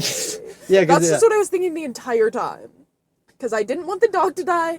Can't have a baby. See, and me, terrible. I had that thought probably cross my mind once, and immediately was like, they can't do that. Okay, I don't have to worry about that. This is the problem with watching something, because it's like, okay, they can't kill the baby, they can't kill the dog. So it's like, I knew they weren't gonna kill the baby. It's PG-13. So why are you sitting there scared? Well, I was scared they're gonna kill the dog. You think they would kill the dog? Well, that would have been the way to do it, is going off in the black hole, because you're not graphically killing the dog. And then he could have got back with Supergirl, too. It could have made sense somehow. Yeah. Like the fast forward, or he just finds his way through the black hole. Well, I didn't know the lore of whatever the fuck his name is. Crypto. That sounds wrong. Should we do another Bitcoin check? Our new crypto segment? Oh my god. So yeah, they break out and they're just flying, and the portal's closed. It's just not that impressive. There's like a river of particles at the bottom that they've kind of flowed through. They're just fighting goons, and they end up just barely making it through the portal at the end. The baby, Superman, Metamorphosis, and Crypto. Yeah. And they get to see Lois again, and Mr. Terrific. Mr. Terrific's character, by the way, has been just getting better and better, because he's just having more and more lines. And in fact, him and Lois, as they were... I guess it's here they kind of flipped the order, but him and Lois kind of went in, and it was one of the coolest fight scenes with Mr. Terrific, because he just, as they're like going into this portal, there's a bunch of Lexus goons. Yes. Yeah, he puts a portal up around him and Lois, goes outside the portal, and just starts fucking people up to some great song. Yes, and you're basically just watching almost the entirety of this fight in the bubble with Lois. In the bubble with because Lois. That's where the radio is. Yes. So it's playing all the music, and when the bubble leaves, the music goes back to it's diegetic. So cool. Yeah, dude, it was, and especially because like I don't know Mr. Terrific, you don't know Mr. Terrific, like we don't know him too well, so getting to see his powers and actually how much of a badass he is was and so seeing cool. it from that angle, like we're not seeing it from his like fighting perspective, we're seeing it from hers, which was just like crazy. Because like I love when they do that, when they put the audience in the same position as one of the characters are. And you and Lois are just aligned in this moment, because you're both like, what the fuck is going on? Oh, this dude is insane. 100%. I mean, I guess people who know his character more like know what he could do. Probably. But for me, I was right there with Lois, and I think you just were being too. Wowed. Totally. 100%. Yeah, that was just a I was waiting for that fight. You know, when's the music gonna hit with like a more grounded fight like that? And that reminded me of, and that's like the classic James Gunn. Yeah. Right there. That whole scene. That was just For sure. well done. I keep saying that. Well done. That's so I'm Well rating this movie well done. Not rare. Lois brings Clark back to Smallville after all this, because they made it out the portal, right? And to Ma and Pa Kent's house. While there, there's just, I just started tearing up immediately when he went home. They had a earlier conversation on the phone, and it's Mama and Papa You're right, Kent. this got me too. Yeah, and they're just like, I lied when I said don't be a stranger, you know, we miss you, hope everything's going good. And it's just obviously these parents that really miss their son. And you can tell Superman's distant because he's hanging up the phone fast, talking to other people. And it's just like, when he does go home, seeing the way his parents care for him, because he's out of it. He's just on his childhood bed, and his parents are just kind of over him. And the dad showing a lot of humanity. Is he going to be okay? Asking Lois. There's this, like with tears in his eyes. It's heartbreaking. Lois looking around the room, which is, again, the alignment with Lois here. Because this is also our introduction to what Superman's childhood is like. And there's just, you know, a common movie children's bedroom, but the big thing is the poster on the wall, the punk rock that they talked about earlier. Yes. And it's just like small things like that. I am a sucker for callbacks like that. Like, I love a setup and a payoff no matter how small or large it is. And so that moment for me was just so nice. And just like, I could see in her face, I think it was a testament to what was her name? Brosnahan or something? Rachel Brosnahan? It's testament to Rachel Brosnahan, because you can see this moment of like, she's realizing that this person that she knows as Superman is so much more human than she thought, you know? And it's just like, I think in that moment, realizing that she wants to stay with Clark. That's what I saw on her face. For sure. I felt the exact same thing, yeah. But then there's also this conversation outside the next day. Clark's just outside eating. Crypto's fucking around with the cows. And this one got me. Because Jonathan Kent comes over and basically has a great conversation, because Superman's all confused. He says parents' job are just to give kids the tools to go, and then you make your own story, essentially. Has this great story about, like, yeah, you basically, you choose the type of person you are.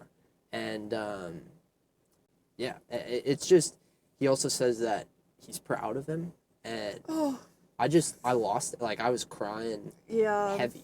I wasn't crying. I was getting teary-eyed, though. This is where the tears started flowing for me. I think that, you know, that's something that I was constantly thinking about my whole life, is making my dad proud, and still am every day, pretty much, is making my dad proud. And I've heard it from my dad, and that feeling is amazing.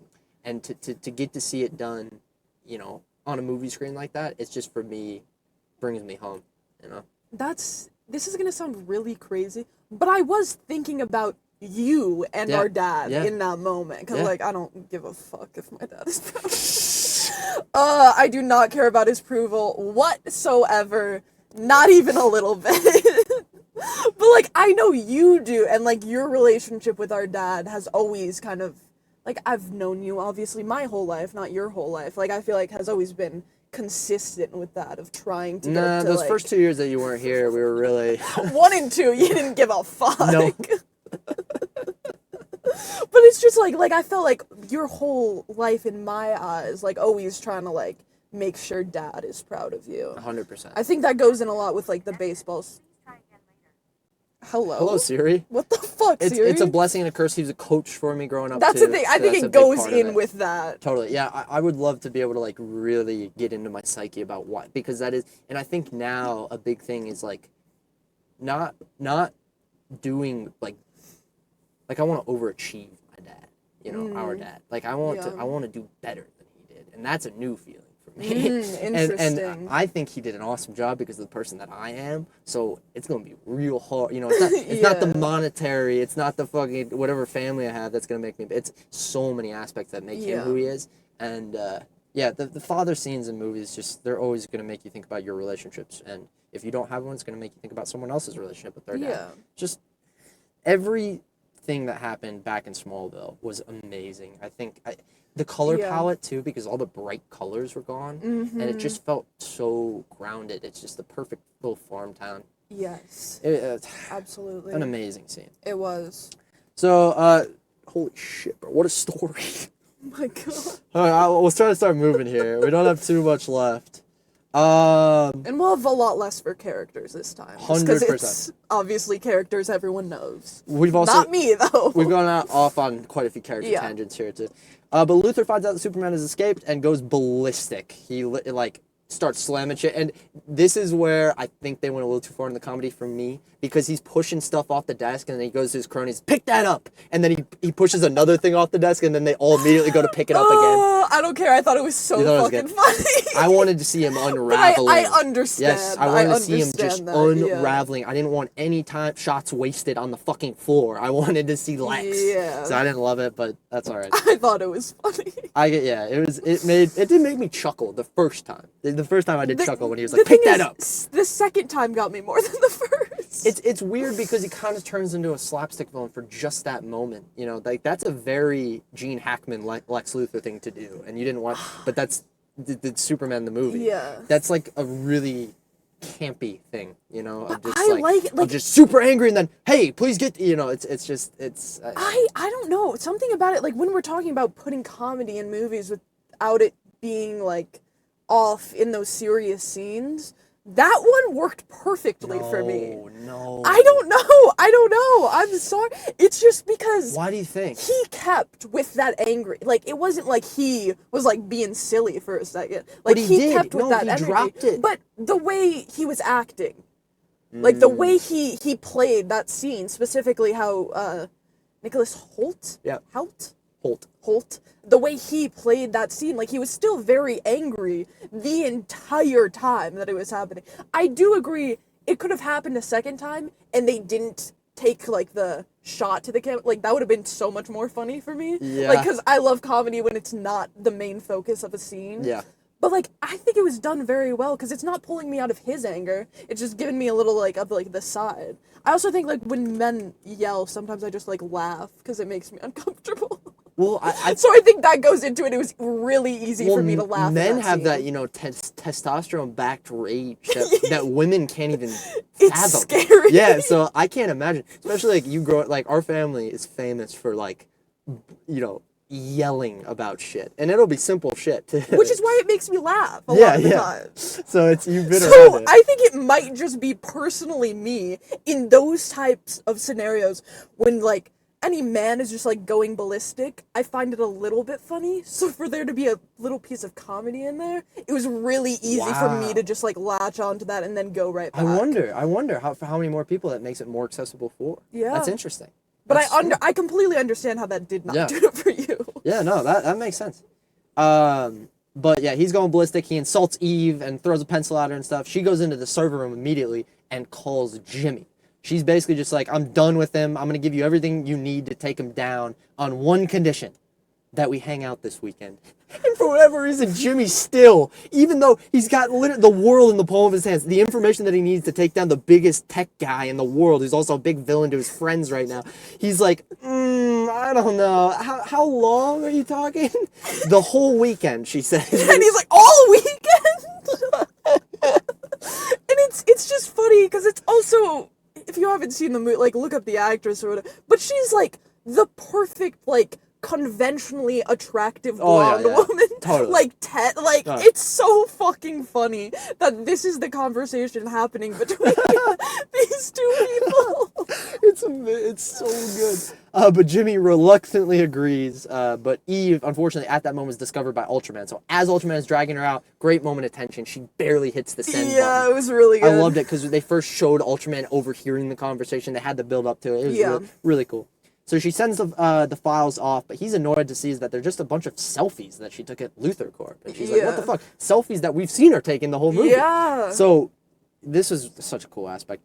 So he shows it to Lois, and Lois discovers that there are critical documents and evidence in almost all the photos. So showing that Eve was actually gathering info against her boyfriend this whole time to be able to use it. So her taking selfies the whole movie, which you thought was just this stupid part of her character that was just dumb for laughs or like a comment about how we are as a generation or whatever it is, was actually purposeful. Which, thank God, it made me so happy, because that was going to be one of my problems with this. Like, I hate when they do that, just, like, dumb fucking girlfriend. Like, I just... Dude, like, it 100%. pisses me off so much, and I could go on and on about that, but I won't for the sake of time. And then Miss Telmacher, like, you go into the past too, she's the same dumb girlfriend all the time. Which is just like, come on, let's get over that, please. Like, women can do shit, they're not just stupid, and this is a perfect example of it, and I'm so glad that this is how the fucking movie turned out. And she is just like a pivotal role in getting this information out. Is just amazing, and I love it. Yeah, I think there's just no reason to write dumb characters for me. Like, I just, if you're gonna play him for comedy and have layers, that's fine. He can be dumb and that's his thing, but he has a couple layers to it. Right. Yeah. But if the entire character is just to be there and be stupid all the time, and just played for, like, the one level of comedy, which is being stupid, it's fucking terrible. And especially, like, for anyone, but, like, especially for women, and based on kind of the connotations around them, and how long that type of character is, like, now they're taking selfies and they're on social media, but it's the same kind of character that has been in movies for all of time, and it pisses me off, because I see them in so many old movies. I'm like, we don't need a dumb girl. It's fine. One-dimensional blonde dumb girl. Yeah. That's it. That's constant. Ugh. Annoying. So I'm so glad that that's what happened. Agreed. See, I mean, I'm in complete...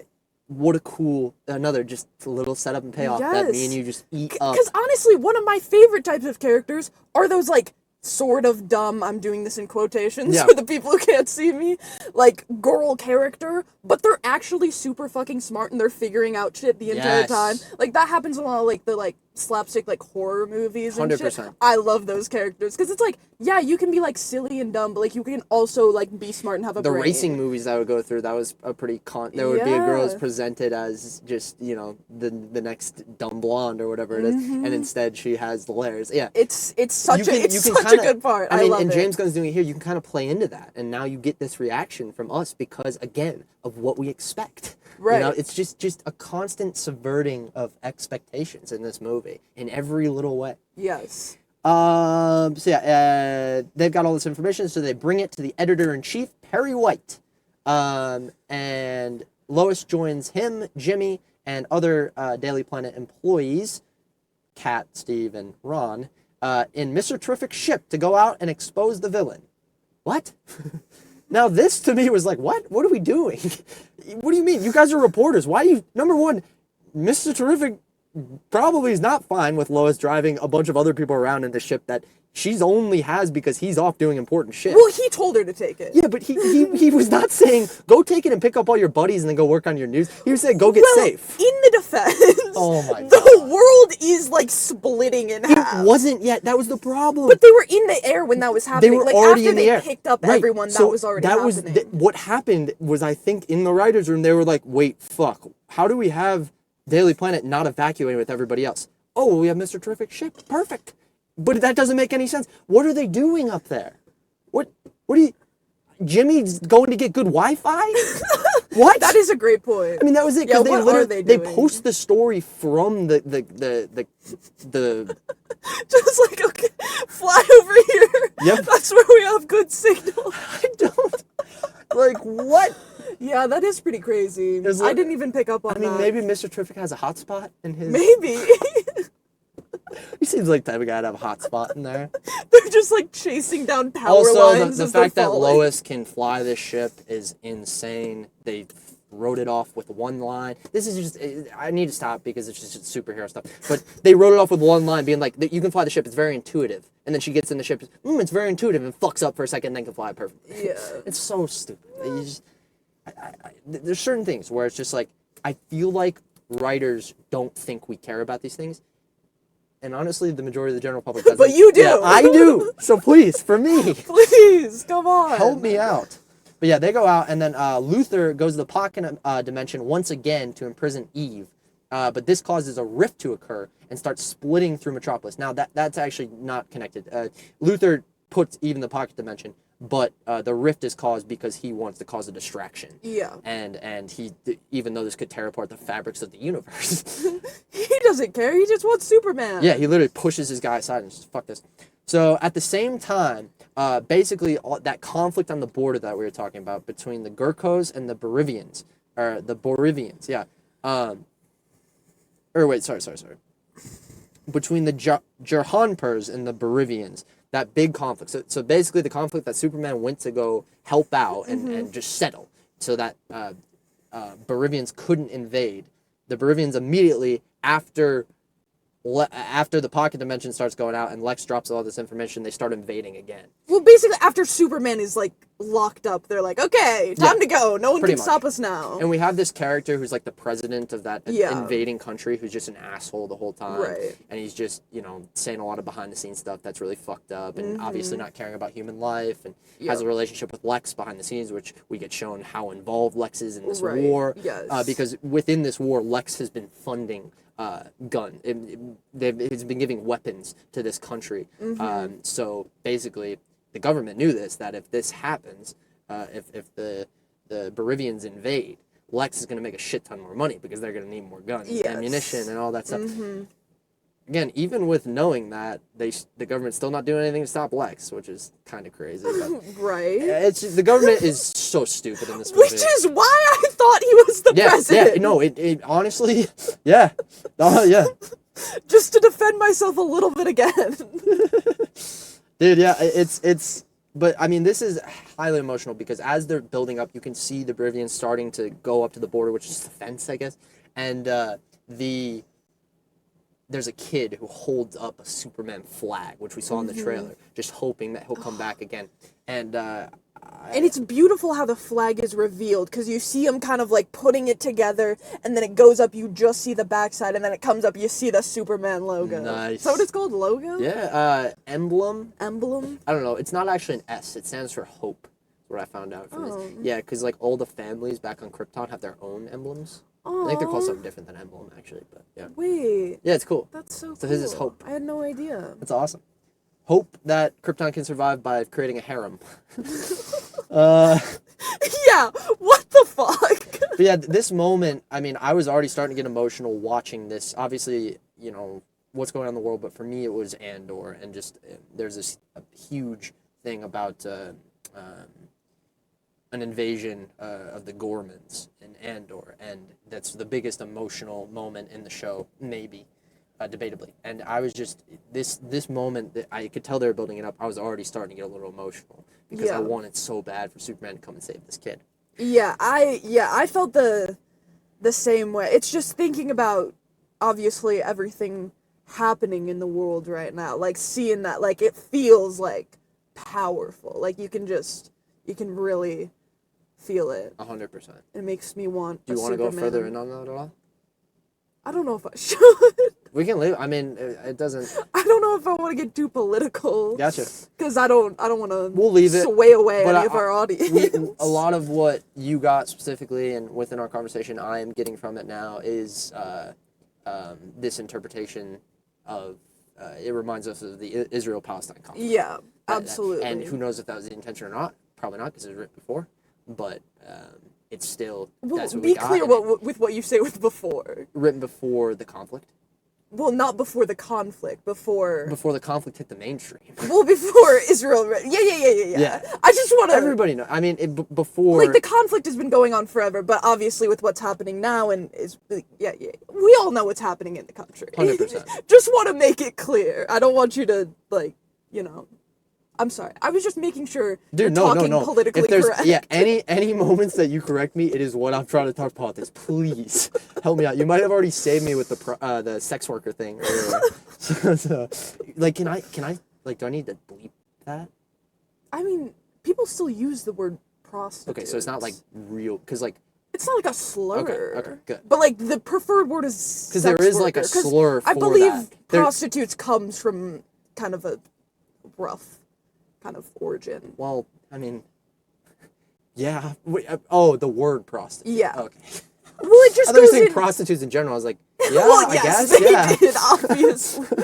But like that word, like, you know, like it's common for like types of slurs. Not that prostitute is necessarily a slur, but to be a word to dehumanize someone, to not see them as a person. So you call them a prostitute rather than like a real human being. Right, because it probably originated in some news source as a buzzword for a certain group of people. Yeah. I'm sure, yeah. Yeah, Superman sees these events unfolding at the border overseas, but he's told by Mr. Terrific to handle the situation in Metropolis first. So there's a black hole that could permanently destroy the city at the end of this rift. So Superman attempts to fix the rift, but Ultraman emerges and starts wailing on him. We get back to this Lex Luthor 1B, 6C, 7, and it's so badass, bro. Oh, it's so sick. Yep. So they absolutely go at it, and eventually they get kind of pulled down into the rift a little bit, and Ultraman finally takes off his mask, revealing that he's a clone of Superman that Lex created to kill the real guy. Now, I was very happy because I was like, no way Lex could have figured out Superman's moves of how to, like, have codes for every move, but of course he can if he has the actual genes of Superman. Oh, wait, no, actually, that still doesn't make sense, because your genes aren't what decide how you move. No. It's still your training. Yeah, it still doesn't make sense. So it still wouldn't make sense. Yeah. I thought that was going to wrap up. I must say, in this scene where the mask is pulled off him. Here we go.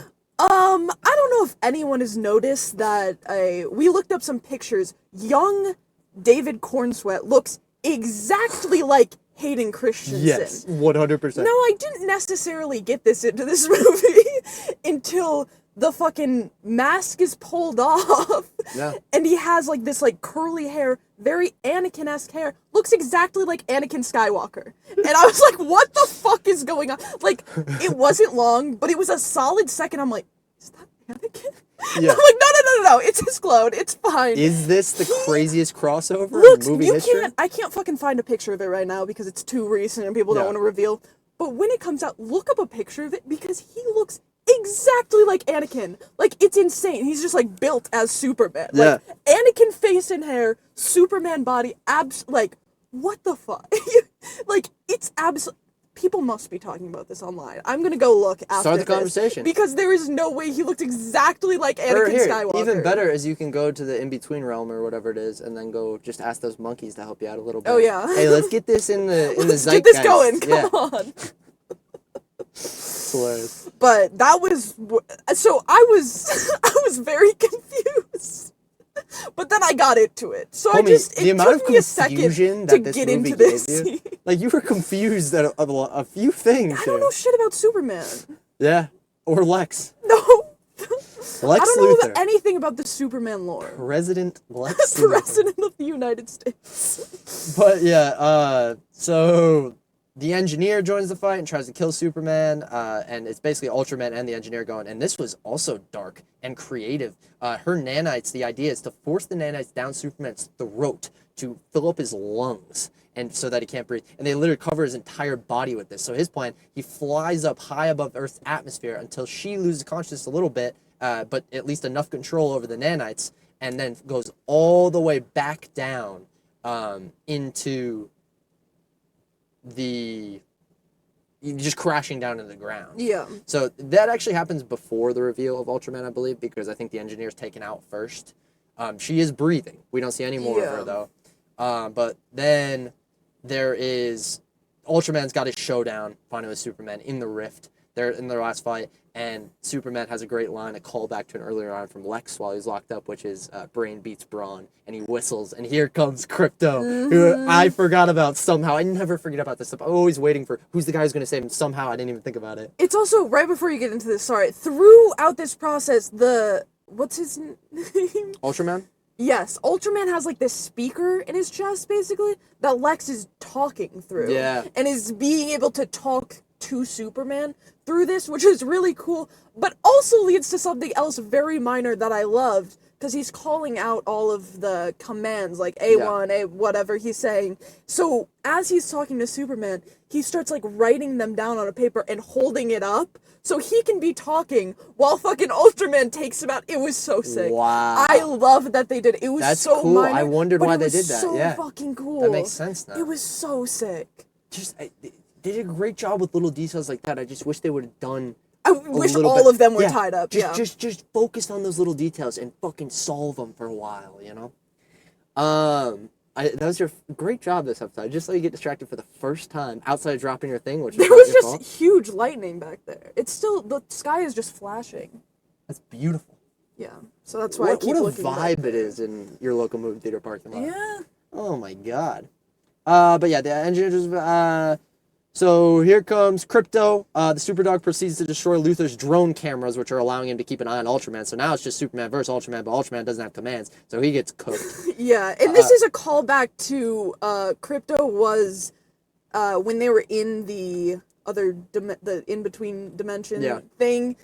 He kept like eating and biting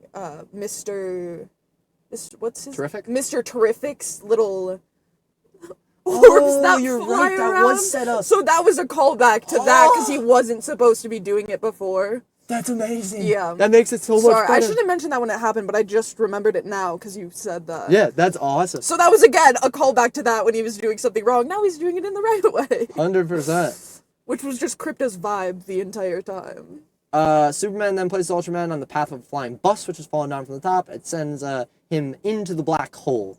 Meanwhile, up in the sky, the Daily Planet reporters upload the evidence of Luthor's involvement with Berivia. How do they do that in the sky? Who knows? Hotspot. Has to be.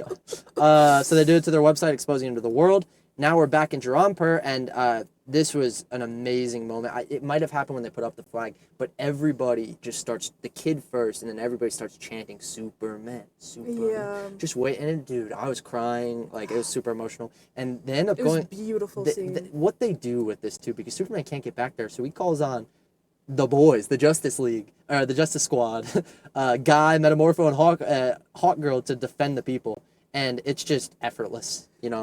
There's this beautiful scene, the kid that's holding this flag is basically still holding it, just kind of like, Superman, come over, dude. with full, just like, guns pointed at him. You won't know, but this is Jon Snow, Battle of the Bastards. Just him, whole army coming at him, and he's just standing there with his little flag. Kid. Oh my god. But And as that's happening, like, the guns are about to fucking shoot him, he's closing his eyes, like, Superman, like, sad, and a green box comes right over him and protects him from all the fire, and it's Green Lantern. Did you see the middle fingers from Green Yes. That was also pretty cool. Because, dude, he turns into a badass all of a sudden, where he's just using, like, his ring every second. There's just a bunch of middle fingers coming out of the ground and flipping over tanks and shit. So funny. It's amazing. But, yeah, so they basically deal with all that. That one president that I was talking about, they go to his palace and then fly out a window with him and kill him. They drop him down. Hawkgirl's like, I'm not like Superman, and kills him with one of the greatest transitions, because it transitions to a piece of ice going in a water glass, right? Yeah. It's sick because, like, she's holding this, like, president guy, and he's saying shit like, oh, I know you won't kill me, like, you won't, you're too soft to do that, like, something like Superman, and she's like, I'm not like Superman. Yep. And but right as he's about to hit the ground, literally right as the impact, instead of the impact, we just showed the drop of the ice into the glass. Yeah. It's so perfect. Now, how is there ice water on Mr. Terrific's thing? Still don't really know. I don't know. But it was a cool transition. It was.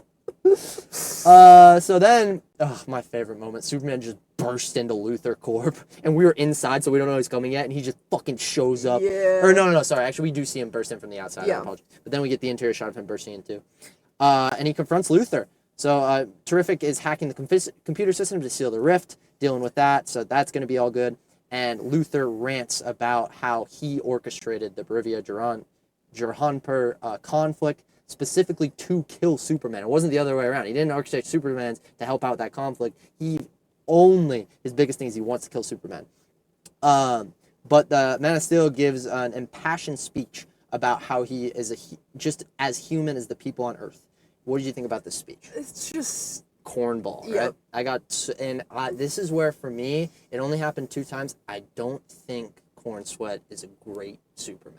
I'm gonna say that. I really don't. I think when he's trying to give a lot of that, just like, you want Superman to be the type of guy that smiles and a little, bit of glitter shows up in his teeth, like it glistens. Yes, and you want to be able to look at, like, a group of people and you can feel the power. Mm-hmm. But you don't with this character. He's much more human.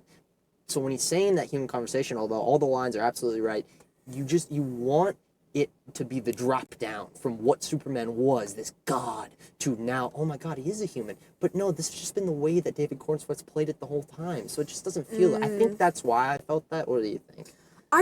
Personally, it was the writing for me. The writing? It wasn't necessarily his delivery, but I don't know Superman super well. So I could not say that he's a good or a bad Superman. Yeah.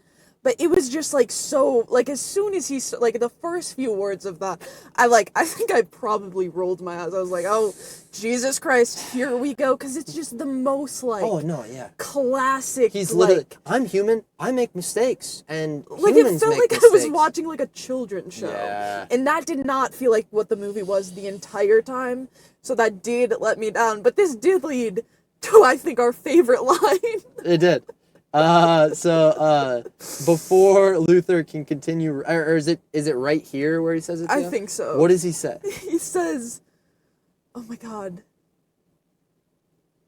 It's something, the one that got us is the end of it, and he calls him a patronizing clown. Yes. But there's something before it. It's like patronizing super clown or something. No, it's just like patronizing clown. Because he hit, like, all of the, like, I think that's what I'm figuring out, is he just enunciates so much, which really makes it. Yeah. But the way it is, you patronizing clown. Like, he hits it so hard. And that is best line. It was hilarious. Again, and that's... It was so good. And it's also, like, Superman, like I said, like, it feels like a speech from, like, a children's show. So, like, it did probably feel super patronizing. But it was just fucking hilarious. It was really great. I do think it worked for his character. He's the type of guy to still be using those big words in that situation, so it wasn't like a laugh of me and you being like, oh, this movie sucks, what's happening? It was more me and you just being like, that's our best line, there it is. Yes. You know, it was just a cool moment. It's also, I hate when people say patronizing instead of patronizing, and he did say patronizing, so I'm happy about that. God. It's terrible. Like, shut the fuck up, you pretentious asshole. But then Crypto comes out and just fucking thrashes Luther around, which is great. He's just getting slammed against the wall, and Superman's like, put him down, Crypto, put him down. He's not trying that hard. Yeah, it's hilarious. It's so good. But I do have something that I was gonna note with that scene. How they did it, I'm not sure. But it looked like for, like, a lot of that Crypto was, like, literally holding his teeth into his crotch, basically. Like, there were two shots that it fully looked like he, like, had fully, like, bitten off his Superman dick. got a crotch shot as well in this. Yeah. It was crazy. Well, it was just the way, like, his legs went up and the way Crypto's face was. That's amazing. It looked a little strange. I'm sure he did it on purpose. I think James Gunn likes it, because Superman also gets kicked in the jewels in this, fighting Ultraman, so yeah. It was very funny and kind of threw me off. Yeah, 100%. I wish I would have noticed that. It was, like, so quick. But yeah, then everyone sees the news of Lex Luthor's scheme being exposed, and only he can stand in defeat. And this moment was the best acting of the movie, because you see just... Because we saw him kind of losing it before, but he was losing it in this classic unhinged villain where he's just like, fuck this, and he's slamming shit around, you know, Kylo Renning, I love it. Yes. But instead of, like, 10ing, he goes to a solid, like, 6, 7. And you just see the gradual realization that all he's built is gone. And there's this moment where he looks down, and right as you can see the tears start to come into his eyes, and he looks up and the tears hold, just glistening his eyes. And it's like anger and fear, and just he's giving so much with just this one look. It's fucking beautiful. Yeah. It's just, for me, definitely the best acting in the movie. Absolutely, I would agree. But everyone sees that news, and he gets arrested and sent to Belle Reve, apparently. I don't know what that is. Metamorpho becomes a part of the Justice Gang, because luckily Green Lantern likes his... everything good? Yeah, I was just looking at the time. Bet. Because luckily, yeah, we're cooking. Luckily Green Lantern likes Metamorpho, because he likes the Justice Gang name. And then the people in Metropolis, as well as the rest of the world, once again view Superman as the true hero he is. He finds Lois for an interview, which is where they just go off and share a passionate kiss, and I cried so hard. I don't know what happened. Score, just the end of this great movie. It's that gorgeous scene. It was in a lot of the trailers where they're just, like, spinning as they're floating. Oh, it's gorgeous. It's just floating into the air with and there's this funny line from some of the, like, one of the reporters to Jimmy, which is like, how long have they been together? Like, oh, like 3 months. Which the entire time they've been keeping it, like, a secret, so it's hilarious that, like, all of, like, the fucking reporters just knew. Again, the expectation subversions. Like, again, because they do that twice with Clark Kent. The whole Justice team already knows about Clark Kent. Like, all that shit. You think they're hidden, but it's like, nah, they're onto him. Yeah, it's hilarious. It's so much more realistic. I love it. For sure. So Superman then returns to the Fortress of Solitude, and I am just finally getting my wits about me. The tears stop flowing a little bit. But then, as he's getting fixed up again, he's like, play the message from my parents. And, the robot again is like, that's his favorite. That's what he liked. Soothes him. But at this time, the message is from Jonathan at Ma and Pa Kent. Yeah. And it's like these photos and them talking, like, all go, oh. So many photos that, like, you just wouldn't have. Yeah. Like, I hate to say it, but, like, it's like, literally, they'll be like, it's like you take him out of the womb or something for whatever reason. There's a camera right there waiting on it. Just like, but so emotional and like this full circle moment they didn't even give much attention to the parents, but for whatever reason that was so satisfying for me. For sure. So sad. I think it's just a conversation with, Ma and Pa Kent. But then we also get Miley Alcock, Supergirl, showing up. Who comes up with Krypto, and she's drunk and loving that Krypto's jumping on her, and it's just this great little moment. During the credits, Superman's seen overlooking the Earth from the moon while cuddling with Krypto. No setup for the next movie, no Superman will return, none of that stuff. Just him and Krypto looking over the Earth. Love it. And that is... Well, hold on, I want to change my exit line. What was it? And they all lived happily ever after. The end. Aw. That's your new line? That's my new line. Okay. Well, the line that I was saying, and I feel like this is going to happen to me more, but I realized that's the exact closing line that Ian uses on Best Film Ever. Literally, because I used to say, and that is our movie. And I thought it was natural, but I obviously got it from that. Whoops. So, all right, moving right into the characters. Let's get to it. It's, once again, I don't know what movie I said about this before. One of the remakes, probably.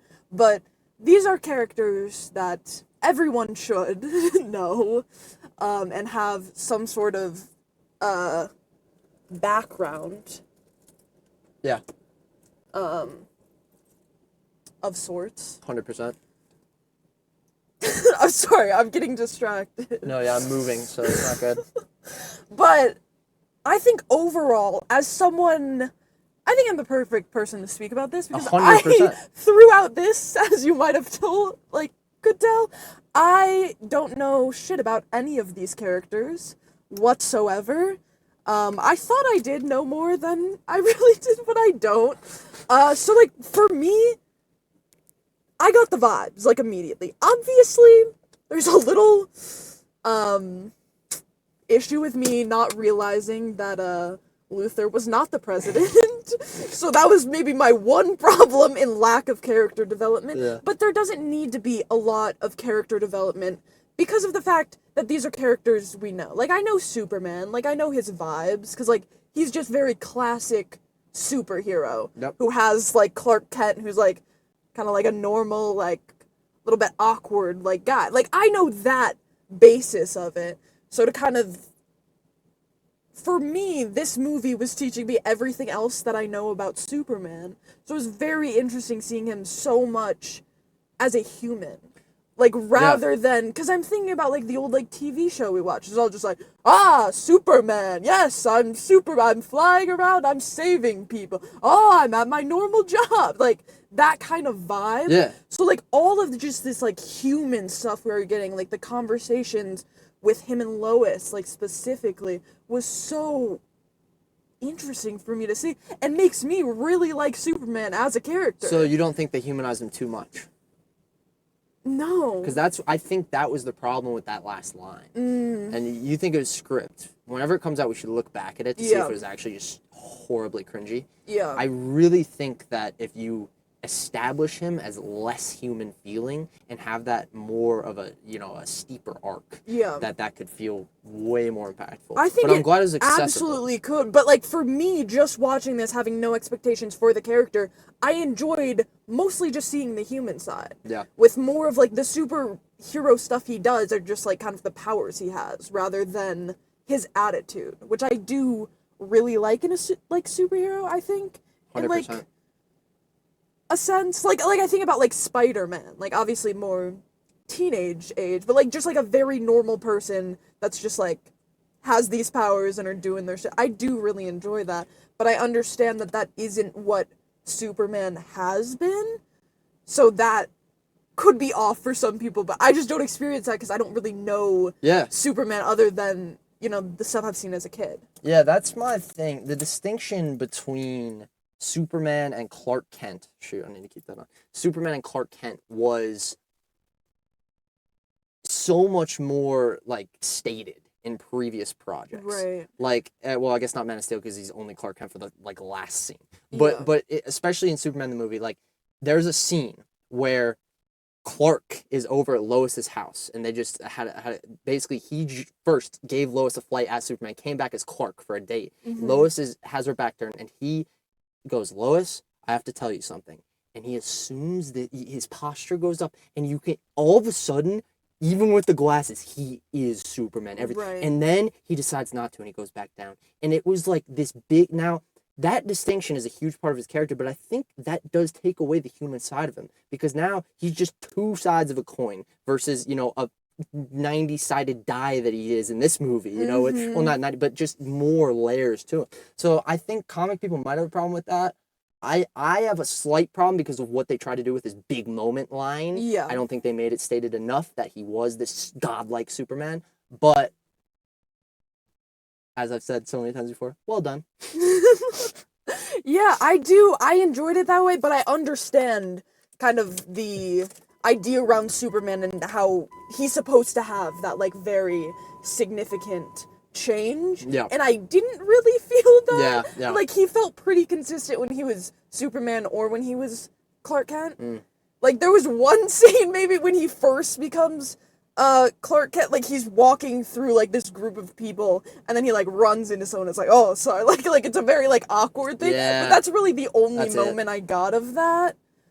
So I could understand how that could be a huge criticism for this movie, but for me, that wasn't a problem. I see. Just because I don't have any expectations for Superman. Highlight Lois real fast. I thought her character was fucking amazing. Yeah.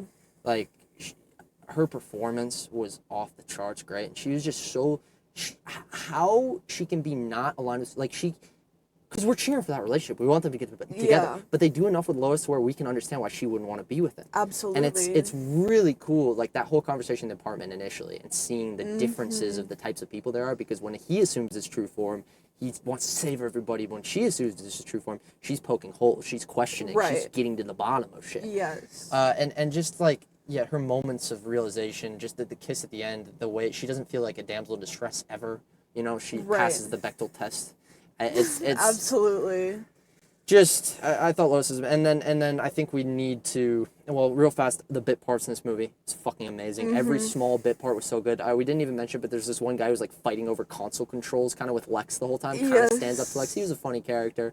Just like anybody who's on the side, even, you know, the other group of superheroes who weren't bit parts exactly, but not big parts. They had enough to them to just be able to latch onto, and even when they weren't normal bit characters, adding a little bit of comedy here and there, they were making the story better. Yes. But then Lex Luthor. Let's chat real fast. Absolutely. That was, I said it. Did I say it on the pod, or is that before?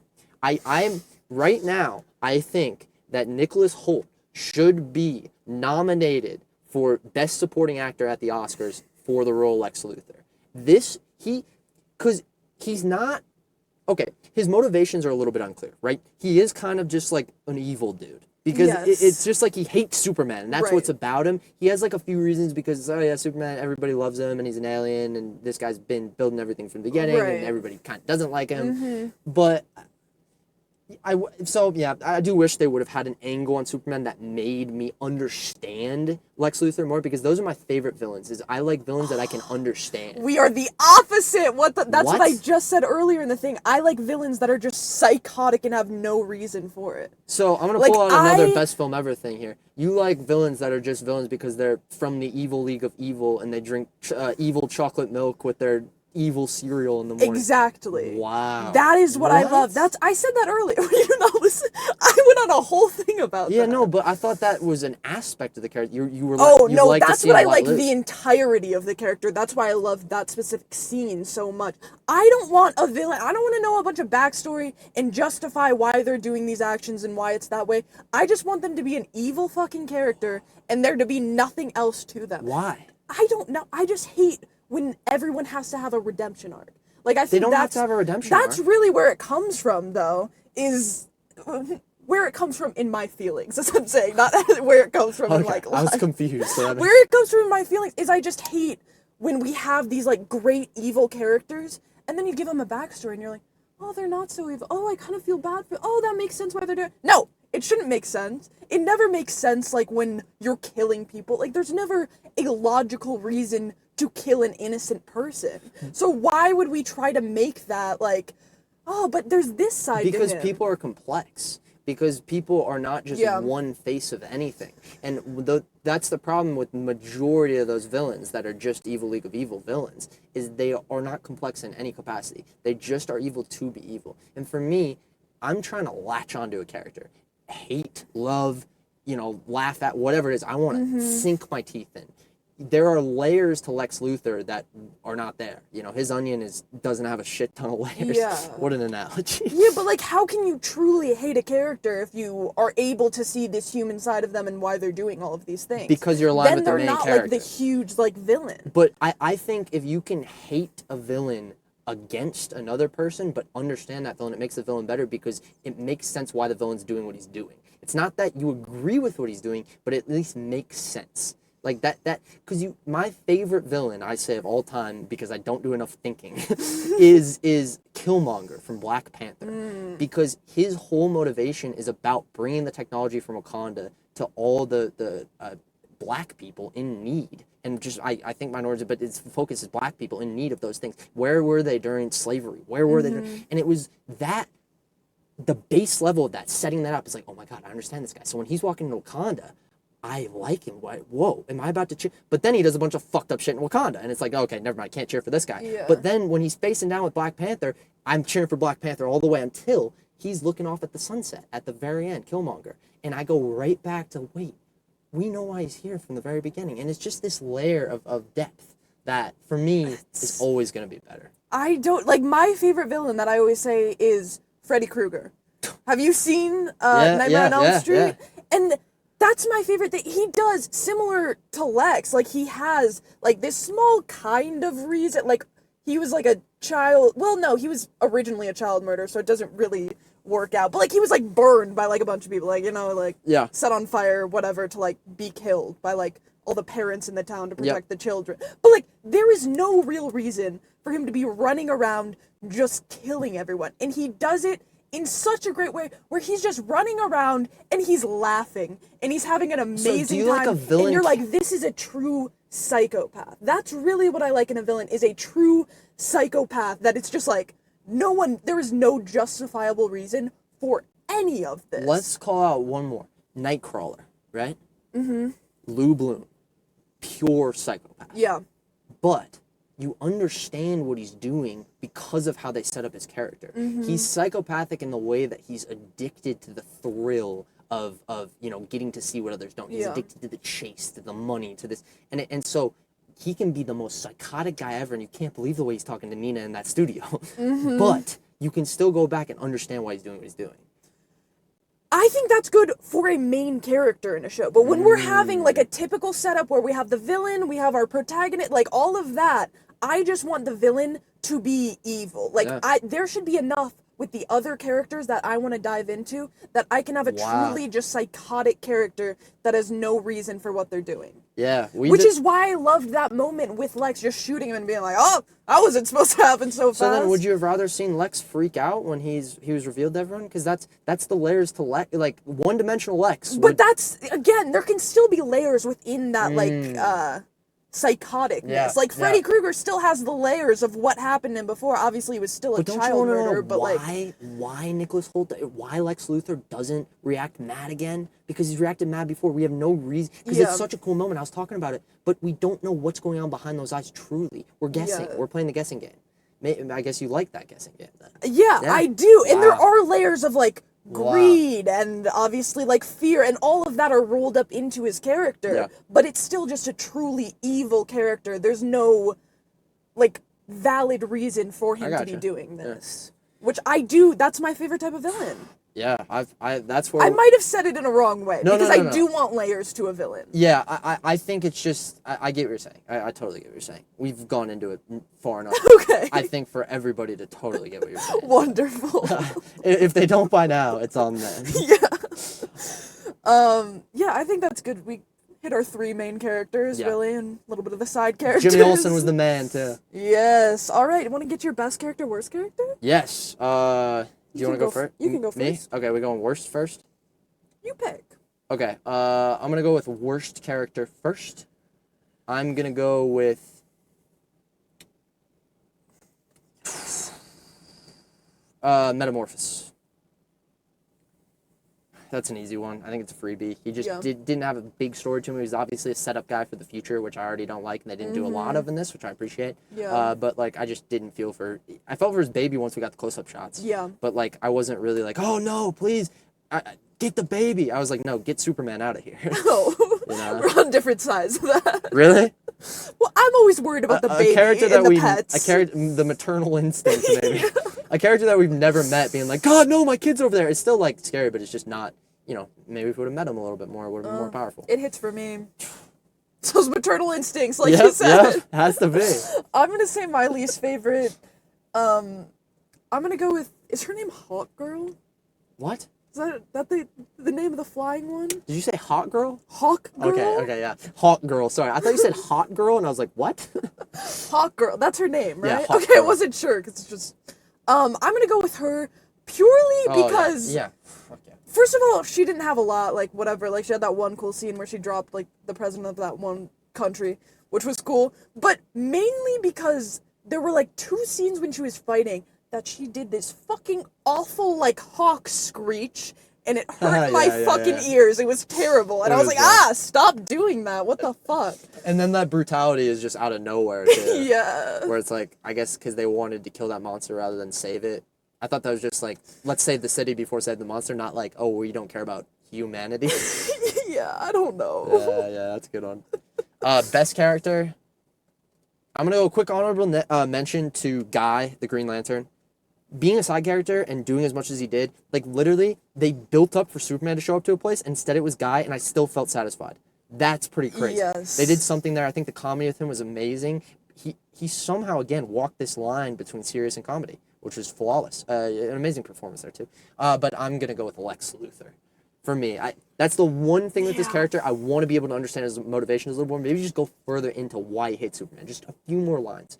But it was the overall performance, I guess, but of not from Nicholas Hoult, but more so just from the character of Lex Luthor in this one versus the character of Lex Luthor in the original Superman is 10 times different. This guy is psychotic and scary every time he's on scene. You can't take his eyes off him. He has an emotional side. He's got everything. And it's just like going from Lex Luthors that don't have layers to a guy like this.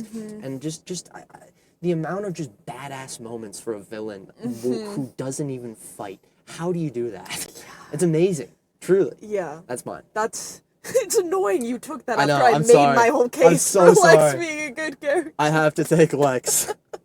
I'm gonna go honorable mention for what's her fucking the girlfriend? Miss Tessmacher. Yes. Yeah. Wow. I'm gonna go honorable mention for her just because she subverted your expectations? Yes! And I was like, I cannot tell you how much joy it brought me when Lois figured out the picture. I'm like, oh, thank God she did something. She's actually fucking smart. I love this.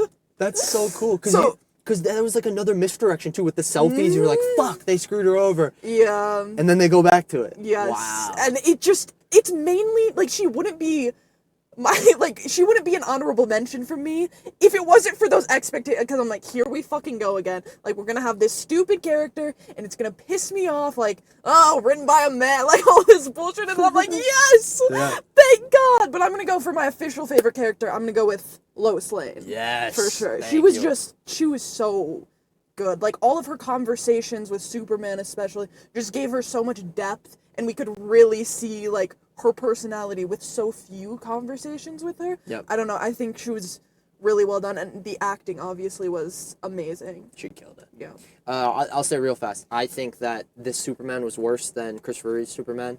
I think that this Lois Lane was better than the original Lois, although she's so great. I just think this actress gave me a lot more Lois rather than, like, yeah, I don't know, you need to watch the movie, but she's just a little, like, crazy in certain ways, and then kind of just falls into a good Lois Lane, but she's not a good Lois Lane for all the time. And then Lex Luthor's way better. Just want to clear that up. Yes. Okay, so you got all of your... Got all of it. points. All right, I forgot I'm supposed to look at what we're doing. Best scene, worst scene? Yes, you got it before me. You take your best scene first then. I'm gonna go best scene was the conversation with, Lois and Superman in her apartment with, like, the what do they call it now? The Justice Gang behind them. Yeah, whatever. Fighting the thing. It was just such a beautiful scene. Like, I got teared up during that. Like, it was... And the dialogue was fantastic. And like I talked about it for a minute, so I won't say. But just the hug at the end of that scene was just like... it was amazing. Like, it was a great choice for that to be, like, the end of that scene. Yeah, it was just such a good scene. And we've already talked about it a lot. I don't think I have to give it much more. 100% agree. I'm going to throw... Oh, actually, I'll throw the honorable mention, since we did talk about so much, to the Lex Luthor realizing that everything is crashing down. Absolutely. That was fucking amazing. And all Nicholas Hoult. I second that. My favorite scene, I'm going to go with what made me cry the most, which was... which did I cry more? Wait, I said that, but I actually don't know. The Superman chant with the country that's about to get invaded. If you didn't say that, I was gonna give it for an honorable that was mention. it. I was about to go the conversation with Pa Kent, but because it didn't. But I think the scale of that other situation is bigger, and it's just seeing kind of how the kids start the chant and one adult joins in, and then all the other. It's just so powerful, and especially the fact that. I know it's not exactly connected, but Superman doesn't show up and we're still satisfied is amazing. Yes. It's amazing. Yes. I kudos. I don't know how they pulled that off. Yeah. No idea. Worst scene? Worst scene. For me, I'm gonna go with the computer stuff. Everything that happened with Lex Luthor at the Fortress of Solitude was bullshit. Like, yeah, that's mine. And yeah. I'll go with them trying to get out of the split dimension thing, because it's just like you said, we knew Superman was gonna get out of there at the very least. 100%. And I was stressing for the dog and the baby. And it's just another one of those pure green screen things that we've seen so many times in the past decade. That it's not interesting anymore. Exactly. Yeah, that's what I'll go with for that. Ready for your segment? Is it time? All right, here we go, ladies and gentlemen. Welcome to Gio's Hidden Gems, the most I fucked it up. We're going to retake that. Okay. Action. Ladies and gentlemen, welcome to Gio's Hidden Gems, the most expensive movie factoids. First, we have casting character portrayals. Nathan Fillion plays Green Lantern in his 7th James Gunn film, which is pretty crazy. David Cornsweet gained 40 pounds of muscle for Superman, tying Christopher Reeve as the tallest actor as well. So that's even more impressive, gaining all that muscle is that tall. I think 6'4". Right? Yep, 6'4". God. So yeah, 6'4". For some reason the weight isn't here. But yeah. Clois chemistry. Gunn said that David Cornsweet and Rachel Brosnahan as Clark Kent and Lois Lane for their perfect on-screen chemistry after explosive screen tests. Like they not a surprise. Yeah, they fit so well together. Yes. And they almost don't feel like Lois and Superman at times. They just feel like watching a couple in real life. And that's watching interviews with them. Their chemistry, even in interviews, is just insane. That's cool. Nicholas Holt's Lex Luthor draws from Gene Hackman, Michael Rosenbaum, and All-Star Superman's Real Muscles panel. Anthony Carrigan is Metamorpho. Kerrigan has alopecia, relates to Metamorpho's outsider vibe, he claimed. The transformation took 5 to 6 hours of practical make. It was practical makeup for him. Oh my goodness. It's pretty cool. I totally thought this was a motion capture suit. I wish I looked closer. Yeah. That's cool. Cornsweat based Clark Kent on his 6'8" brother-in-law, and Superman on Christopher Reeves. So his Superman was trying to be Christopher Reeves, missed. Hard miss. He based his Clark on his 6'8" brother. Aww. I'm sure his brother was, why didn't you base me on Superman? Costume design. You're so right. yeah, that's true. Obviously, the red trunks made a return. The yellow S made a return. The Green Lantern rings. They didn't. I wish they would have done like a close up on the rings, but Nathan Fillion wore one of the rings to the premiere. Which is pretty cool. That's so cool. First responder Superman tribute. Metropolis first responders wear red and blue uniforms. Pretty cool. John Williams' theme apparently was used at some point. I think it was slowed. If it was, I heard it, but it was with a bunch of other shit. Yeah, there was just too much. I wish they would have gave a real moment to hear just that original theme. I really wish they did. Godzilla -1 inspiration. Gunn drew from Godzilla -1 to blend monsters, robots, and humans. Obviously, this has comic book roots. The flight scenes were inspired by Top Gun Maverick, plus Richard Donner and the original Superman director and Zack Snyder, Man of Steel director's styles. Right. Crypto, this is the live-action debut. He was modeled after James Gunn's rescue dog. Aww. Yep. That's so sweet. So cool. And also, the real dog's name is Azu, and there's a great video from James Gunn that you can go look at his Instagram of him seeing himself on the screen for the first time, and he's jumping up and down barking. It's amazing. That's so cute. It's like, it was almost like, James, are you on set right now? Is this more CGI? What is this? Filmed in Cleveland. So Cleveland was Metropolis. The Hall of Justice was shot at Cincinnati Union Terminal. The Green Lantern hideout was at Cincinnati Museum Center. Obviously, there's a bunch of comic book and cultural references with Metropolis in Delaware.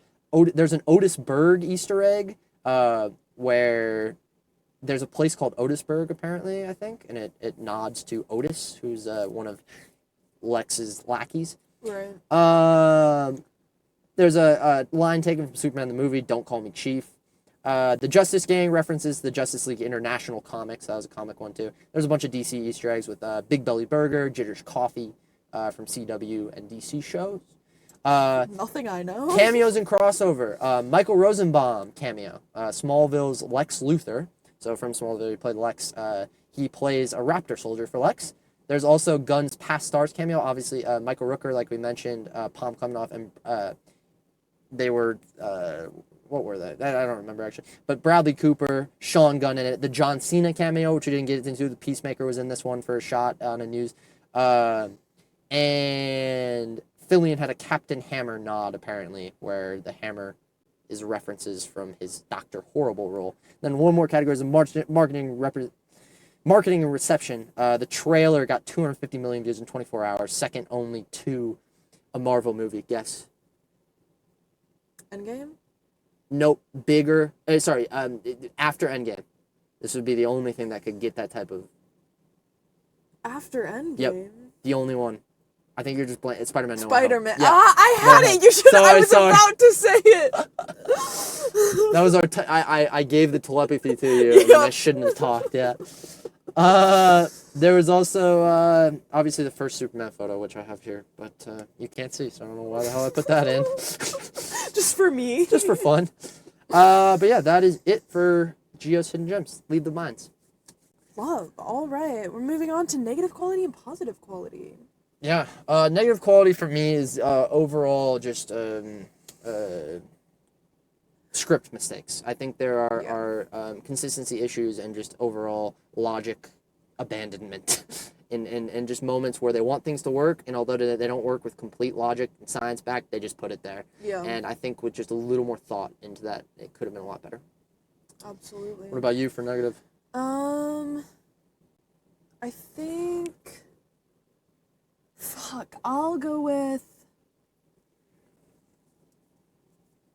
Oh, this is hard. Shit. Because you took mine. That's what I was going to say. That's all I had. Do you got anything on deck? Yeah, if you want to take that one. You can say another one. Yeah, I mean, I'm gonna go with the overall Superman performance. I think that See, that's something I can't speak on. So. Cornsweat, he played a hybrid between Clark Kent and Superman, and I never saw the distinct versions of Superman, at least. Maybe a little Clark, but not enough. Yeah. Yeah. Felt more like a Hannah Montana situation. Yeah. Where she's like exactly the same through It both did. personas. It did, actually, yeah. It really did. Like, what I think it was that scene that I told you about earlier with Clark in the original, going back and forth. I wanted to see that. And I thought I was getting a little bit of it in Lois's first conversation, but then I realized that it was just him. Yeah. It was just the type of person he was, yeah. Yeah. Positive? Positive quality, I think I'm going to go with the visual effects. I think that, like, the fact that you can still do big CGI monster fights and have me invested, all the random superheroes that showed up with crazy tech that I actually liked, the places that they would go with these effects too, where it's like, you know, it's not just the lady who makes up anything coming up with a big tank or something. No, she's going to make these little spores to go in Superman's lungs. Yeah. Like, just really creative effects, more so than anything. Absolutely. I'm going to go with, and we haven't mentioned it that much, but I said it as soon as we got in the car, is the transitions. Oh, yes. The transitions in this movie were fucking insane. And if you've listened to this long enough, you know I fucking love transition. Like, that's what I'm always looking for. I think specifically because I watch a lot of old movies that just constantly have slow fade transitions. Yeah. So to have these fucking amazing transitions where it's like someone crashing into something, going to like something dropping in a cup, like, it made me so fucking happy every time, and it was consistent. Like, there was not one bad transition where I'm like, that was a little weird, that felt a little abrupt. Like, all of it just felt so seamless. 100%. It was, and I think, because this is what I want to do when I'm making movies one day, is I want, like, every cut to be like that. And that's almost what it felt like in this movie. Please. How can you pull that off without it feeling, like, fake? You know, like, because it literally, it is just the Jurassic Park cut all the time, where it's like, hopefully the Velociraptor, hopefully it can't open doors, and then it opens the door. It's just constantly that. Hopefully this guy's not doing this, and then it cuts to this guy doing exactly that. Or hopefully Lois is okay, cut to Lois. Like, I think it's an opportunity for a segue, and I really like it, and I love when movies do that. Yeah. I absolutely love it. Yeah. It's so satisfying. Absolutely. Like, there was a great one, I was watching Casino the other day, and it was Joe Pesci's doing his monologue, and he was like, a little while ago back at home, and then it cuts to a little while ago back at home, but there's a chyron that pops up that says little while ago at home or something like that. Yeah, and it was just that's so shit good. like that, where it's like, it could feel disingenuous, but it's like a little moment of just, it makes me smile. Yes, yeah, absolutely. Yeah. Totally. All right. Critic Reviews. Critic Reviews, move through them real fast here. We have the good ones. Actually, we'll do the bad ones first. From Stephanie Zacharick from Time Magazine. Sadly, there's almost zero magic in Gunn's Superman. Its special effects are more overbearing than special. The plot is problem-solving with no poetry. Rotten score. Lies. Hard disagree. There's so much magic in this film. Sorry, not lies. I know it's all opinion-based. Fucking lies. But lies. We're coming for you, Stephanie. And then we have David Sexton from the New Statesman. This Superman is updated, it's brightly colored, it's top-level CGI, but it's still puerile. Fuck. There's a word in here I don't know. Puerile. Help me out with that. Manufacturing fun on this scale is hard work, even on a budget of $225 million. Rotten score.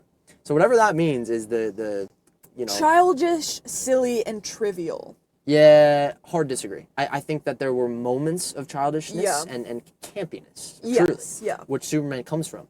But they didn't go far into it at all. No. So I didn't get that feeling, you know? Like I said, that like one speech was that one like very like childish like moment that I felt. That's probably what he felt. Yeah. Then the good ones, we have Dan Stevens from Slate. In its modest way, this kind, two-spirited, 2-hour-long romp works as a corrective to the increasingly bloated and self-serious comic book movie as we've come to know it. That's so true.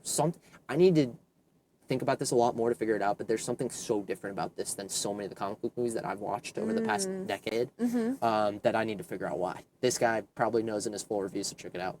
We also have Marlon Wallace from the M Report. Gunn doesn't even give Cornsweat a beefcake shot because he hopes to focus not on Superman physically, but rather his personality. We're not meant to ogle his muscles, but to say, at his morality.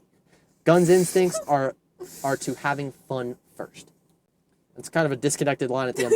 Yeah. But yeah, that I think that it's so true. They don't try to make him a god, and obviously that was a choice. I think you should have had him appear at least a bit more confident at times, in my opinion. But such is. Yeah, and that he gave it a fresh score. I don't have what he gave it here, but I believe it's fresh. That's it for the reviews. All right, now it's time for our ratings. Let's go. Let's check how much battery we got left here on the computer, because this one is running long. We got 15. We're good. 10% to go. Yeah, we're good. You go? You go first. Me first? You always go first. So this movie, I've not felt this way watching a movie for a Fresh Out the Film episode. It was purely, when that movie ended, I couldn't speak for a couple minutes. I just wanted to stay in that chair, and I wanted to be there for the rest of my freaking life. It took me out of this world and put me into the world of Superman that is fresh and different, and those are synonyms, I guess. But it just... It brought me into a state of mind that was true movie magic for almost every scene. I mean, like, there was... James Gunn can make content that just jumps off the screen. What I'm interested to see is if this sits in my brain for a long time. Yeah. Is there more to chew on? Because really, I think there is. But if this movie leaves my brain a couple days, I might have to adjust my score a little bit. Yeah. I think that the story was amazing. Being able to involve this many side characters and still make it meaningful. The Lex Luthor portrayal, Lois's portrayal, everything. I mean, they just did a perfect job with these characters. And hell, you could have gave them all different names and not even the Superman title, and I would have fucking loved this movie. Yeah. I would have ate it up. The only problems were just some inconsistency in the script and overall, like, technology stuff, the government making really stupid decisions, which is obvious. They're shying away from the government storylines for later. So that did bring my score down just a little bit.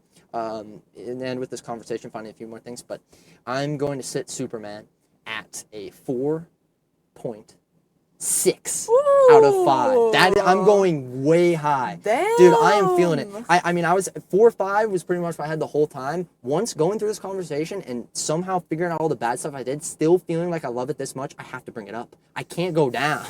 I can't. It's because apparently I don't care about that stuff. There's something more here that I don't think I can put a finger on yet, unfortunately. Normally I feel like I can articulate exactly why I put a movie like it is. There's just something about this movie, man. Something about it jumped off the fucking screen. Ah, damn. 4.6. 4.6. Wow. For me, going into this movie, I wasn't super excited, I will say. Like, I've seen a lot about it. I know it's, like, a big movie this summer, but I was pleasantly surprised. I was in it the entire time. I feel like a lot of those type of, like, superhero movies, they kind of lose me at some point, and I'm like, let's just get this over with. That did not happen whatsoever with this movie. I was in it the whole time. Like, the entire time, I was super engaged. I thought a lot of the comedy was just amazing. Like I said, the transitions. Obviously, the cinematography was incredible in this movie.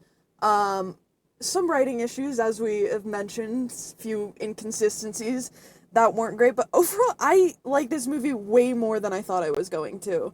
I just like everything about it. The characters, specifically that one thing happening with that one fucking girlfriend, like, being, like, that was so huge for me, and it's gonna sound stupid, but, like, that was a moment that, like, made movies, because just watching so many movies, you see, like, that stupid character all the time, and you're like, here we go, let's just ignore this, like, come on. But, like, for that to happen, like, I really liked the movie. I really did, like, way more than I thought I was going to. So I'm gonna sit it at I'm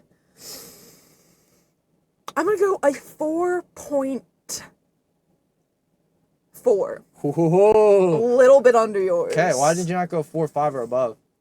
Just a few of the writing things, and specifically, I'm sorry I didn't mention it again, but I've said it a few times. That last speech at the end. Speech with Superman. Like, if that could have been better, like, it could almost be a 5-star. Yeah, I forgot about that.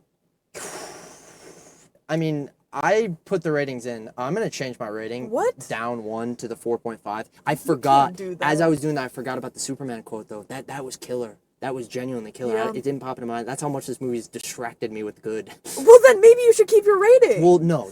This is the fresh out the film rating. So whatever you say with your rating, all right. Your rating stays True. Maybe tomorrow you wake up and you're like, nah, it's a 4. But It's right a 4.0. well, I genuinely. But if in this moment when you're saying your rating and you feel it's a 4.6, it's a 4.6. But I didn't factor that in.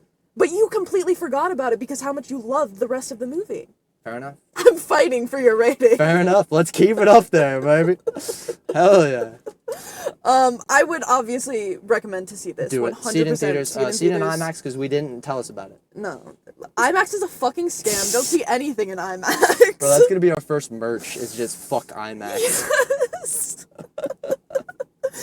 The next movie we actually have a little bit of a break. We've been doing these weekly episodes for the start of the summer. We're done with that. We have a 2-week break now. Fresh Out the Film Summer is officially over. It is. It's very sad, but not so sad for my wallet, so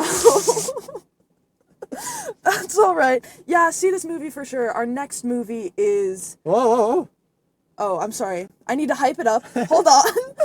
Our next movie that we're seeing is directed by Matt Jackman? Okay. Jackman sounds right. I like Shake Man better. Matt Jackman. Starring fucking Pedro Pascal, Joseph Quinn, all those other people. It's the Fantastic Four. First Steps. Did you know there's a full name for that? Yep. I didn't. Well, we've seen the trailer about 20 times. Well, it always says Fantastic Four. First Steps. Well, that's what we're fucking seeing next week. It's gonna be great. I think this might be one of our longest episodes. Definitely, it's up there with. Well, the only episode that we've had on this level is Revenge of the Sith with 230. The combination of Attack of the Clones and Phantom Menace is the only episode that's gonna beat this one, and it's deserving. Fucking Superman. This is deserving. This is gonna be an all-time episode. Here, absolutely, without a doubt. Before you sign it off, do you have any more just little things at all? Anything to mention about this?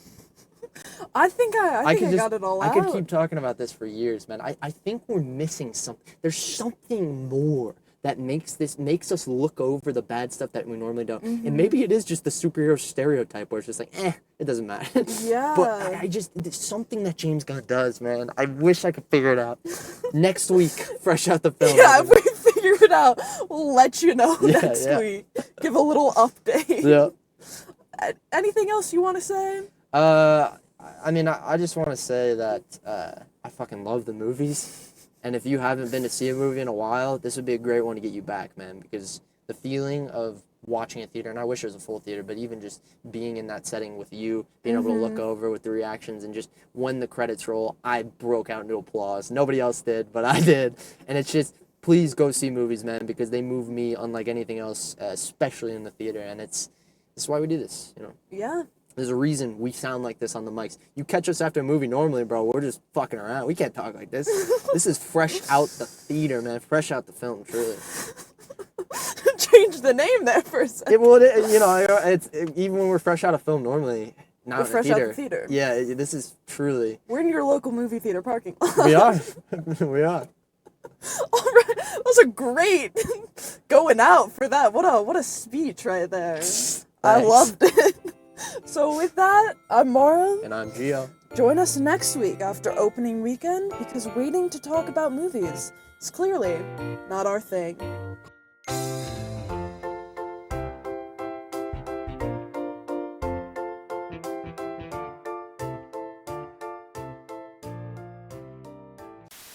It's a shame I just missed that one for the coda. I think it's Freaky Friday after that and the Naked Gun after that, pretty sure. So we're going downhill. Soon we'll have Wicked. Because you know I think, it's there's a bunch of fucking Okay, so it's credited. like with credits with like 6 of them or whatever. Yeah. Oh no, it's only 2. Yeah, just the 2 created by, and he did the whole screenplay. Wow. Apparently. That's such fucking bullshit. Well, I don't buy I it. understand that, right? Because if anything goes south, you don't want any backup options of like, hey, let's not blame James Gunn, let's blame Dean Cain or something.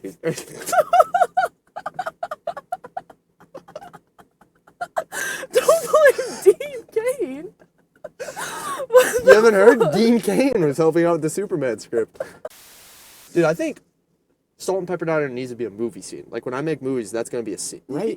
That's how have I not watched that on a scene before? Or like in like a teen show. Yeah, like totally, that. Like, totally. It's so funny. That could happen on Bizarrevark or something too. You know, that it wouldn't have to be like an adult comedy. Yeah, like or a anything. Disney Channel Disney show could yeah, happen yeah, for 100%. sure. I feel like it could be like a Sweet Life with Zach and Cody vibes. If they ever get out of the hotel. They just keep playing the same song and I don't remember. Bigsby, is that his name? Mr. Bigsby? No. What is his name? It's just like that. Whatever. Fuck, you said that and now it's gonna. No, I'm sorry. Mr. Mosby. Mosby. Yes. It would just be I think this will happen on Sweet Life on Deck, and it's just Mosby running around the whole episode trying to get the music off. You know? Exactly. It would be so perfect. And then the one song plays, and he thinks he did it, and then it fades out. What's new, pussycat? God damn it! But it's Mr. Mosby. Yeah, I don't think he could say "God damn it." I love a superhero movie with just a bunch of hot people. Oh, it's my favorite thing. It's the best. That's how the fucking Dark Knight movies were for me. I'm like, yes. Nathan Fillion. I can attractive. Is it rolling? It's rolling. Mics are hot. Sorry, that's what I always say. Mics are hot. Mics are hot. Yeah, you didn't say it this time, so I had no idea. Dude, I look like Superman now too.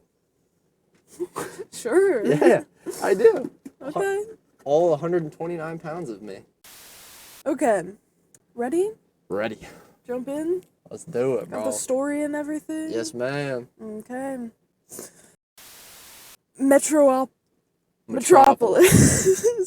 Metropolis. Fuck. Okay.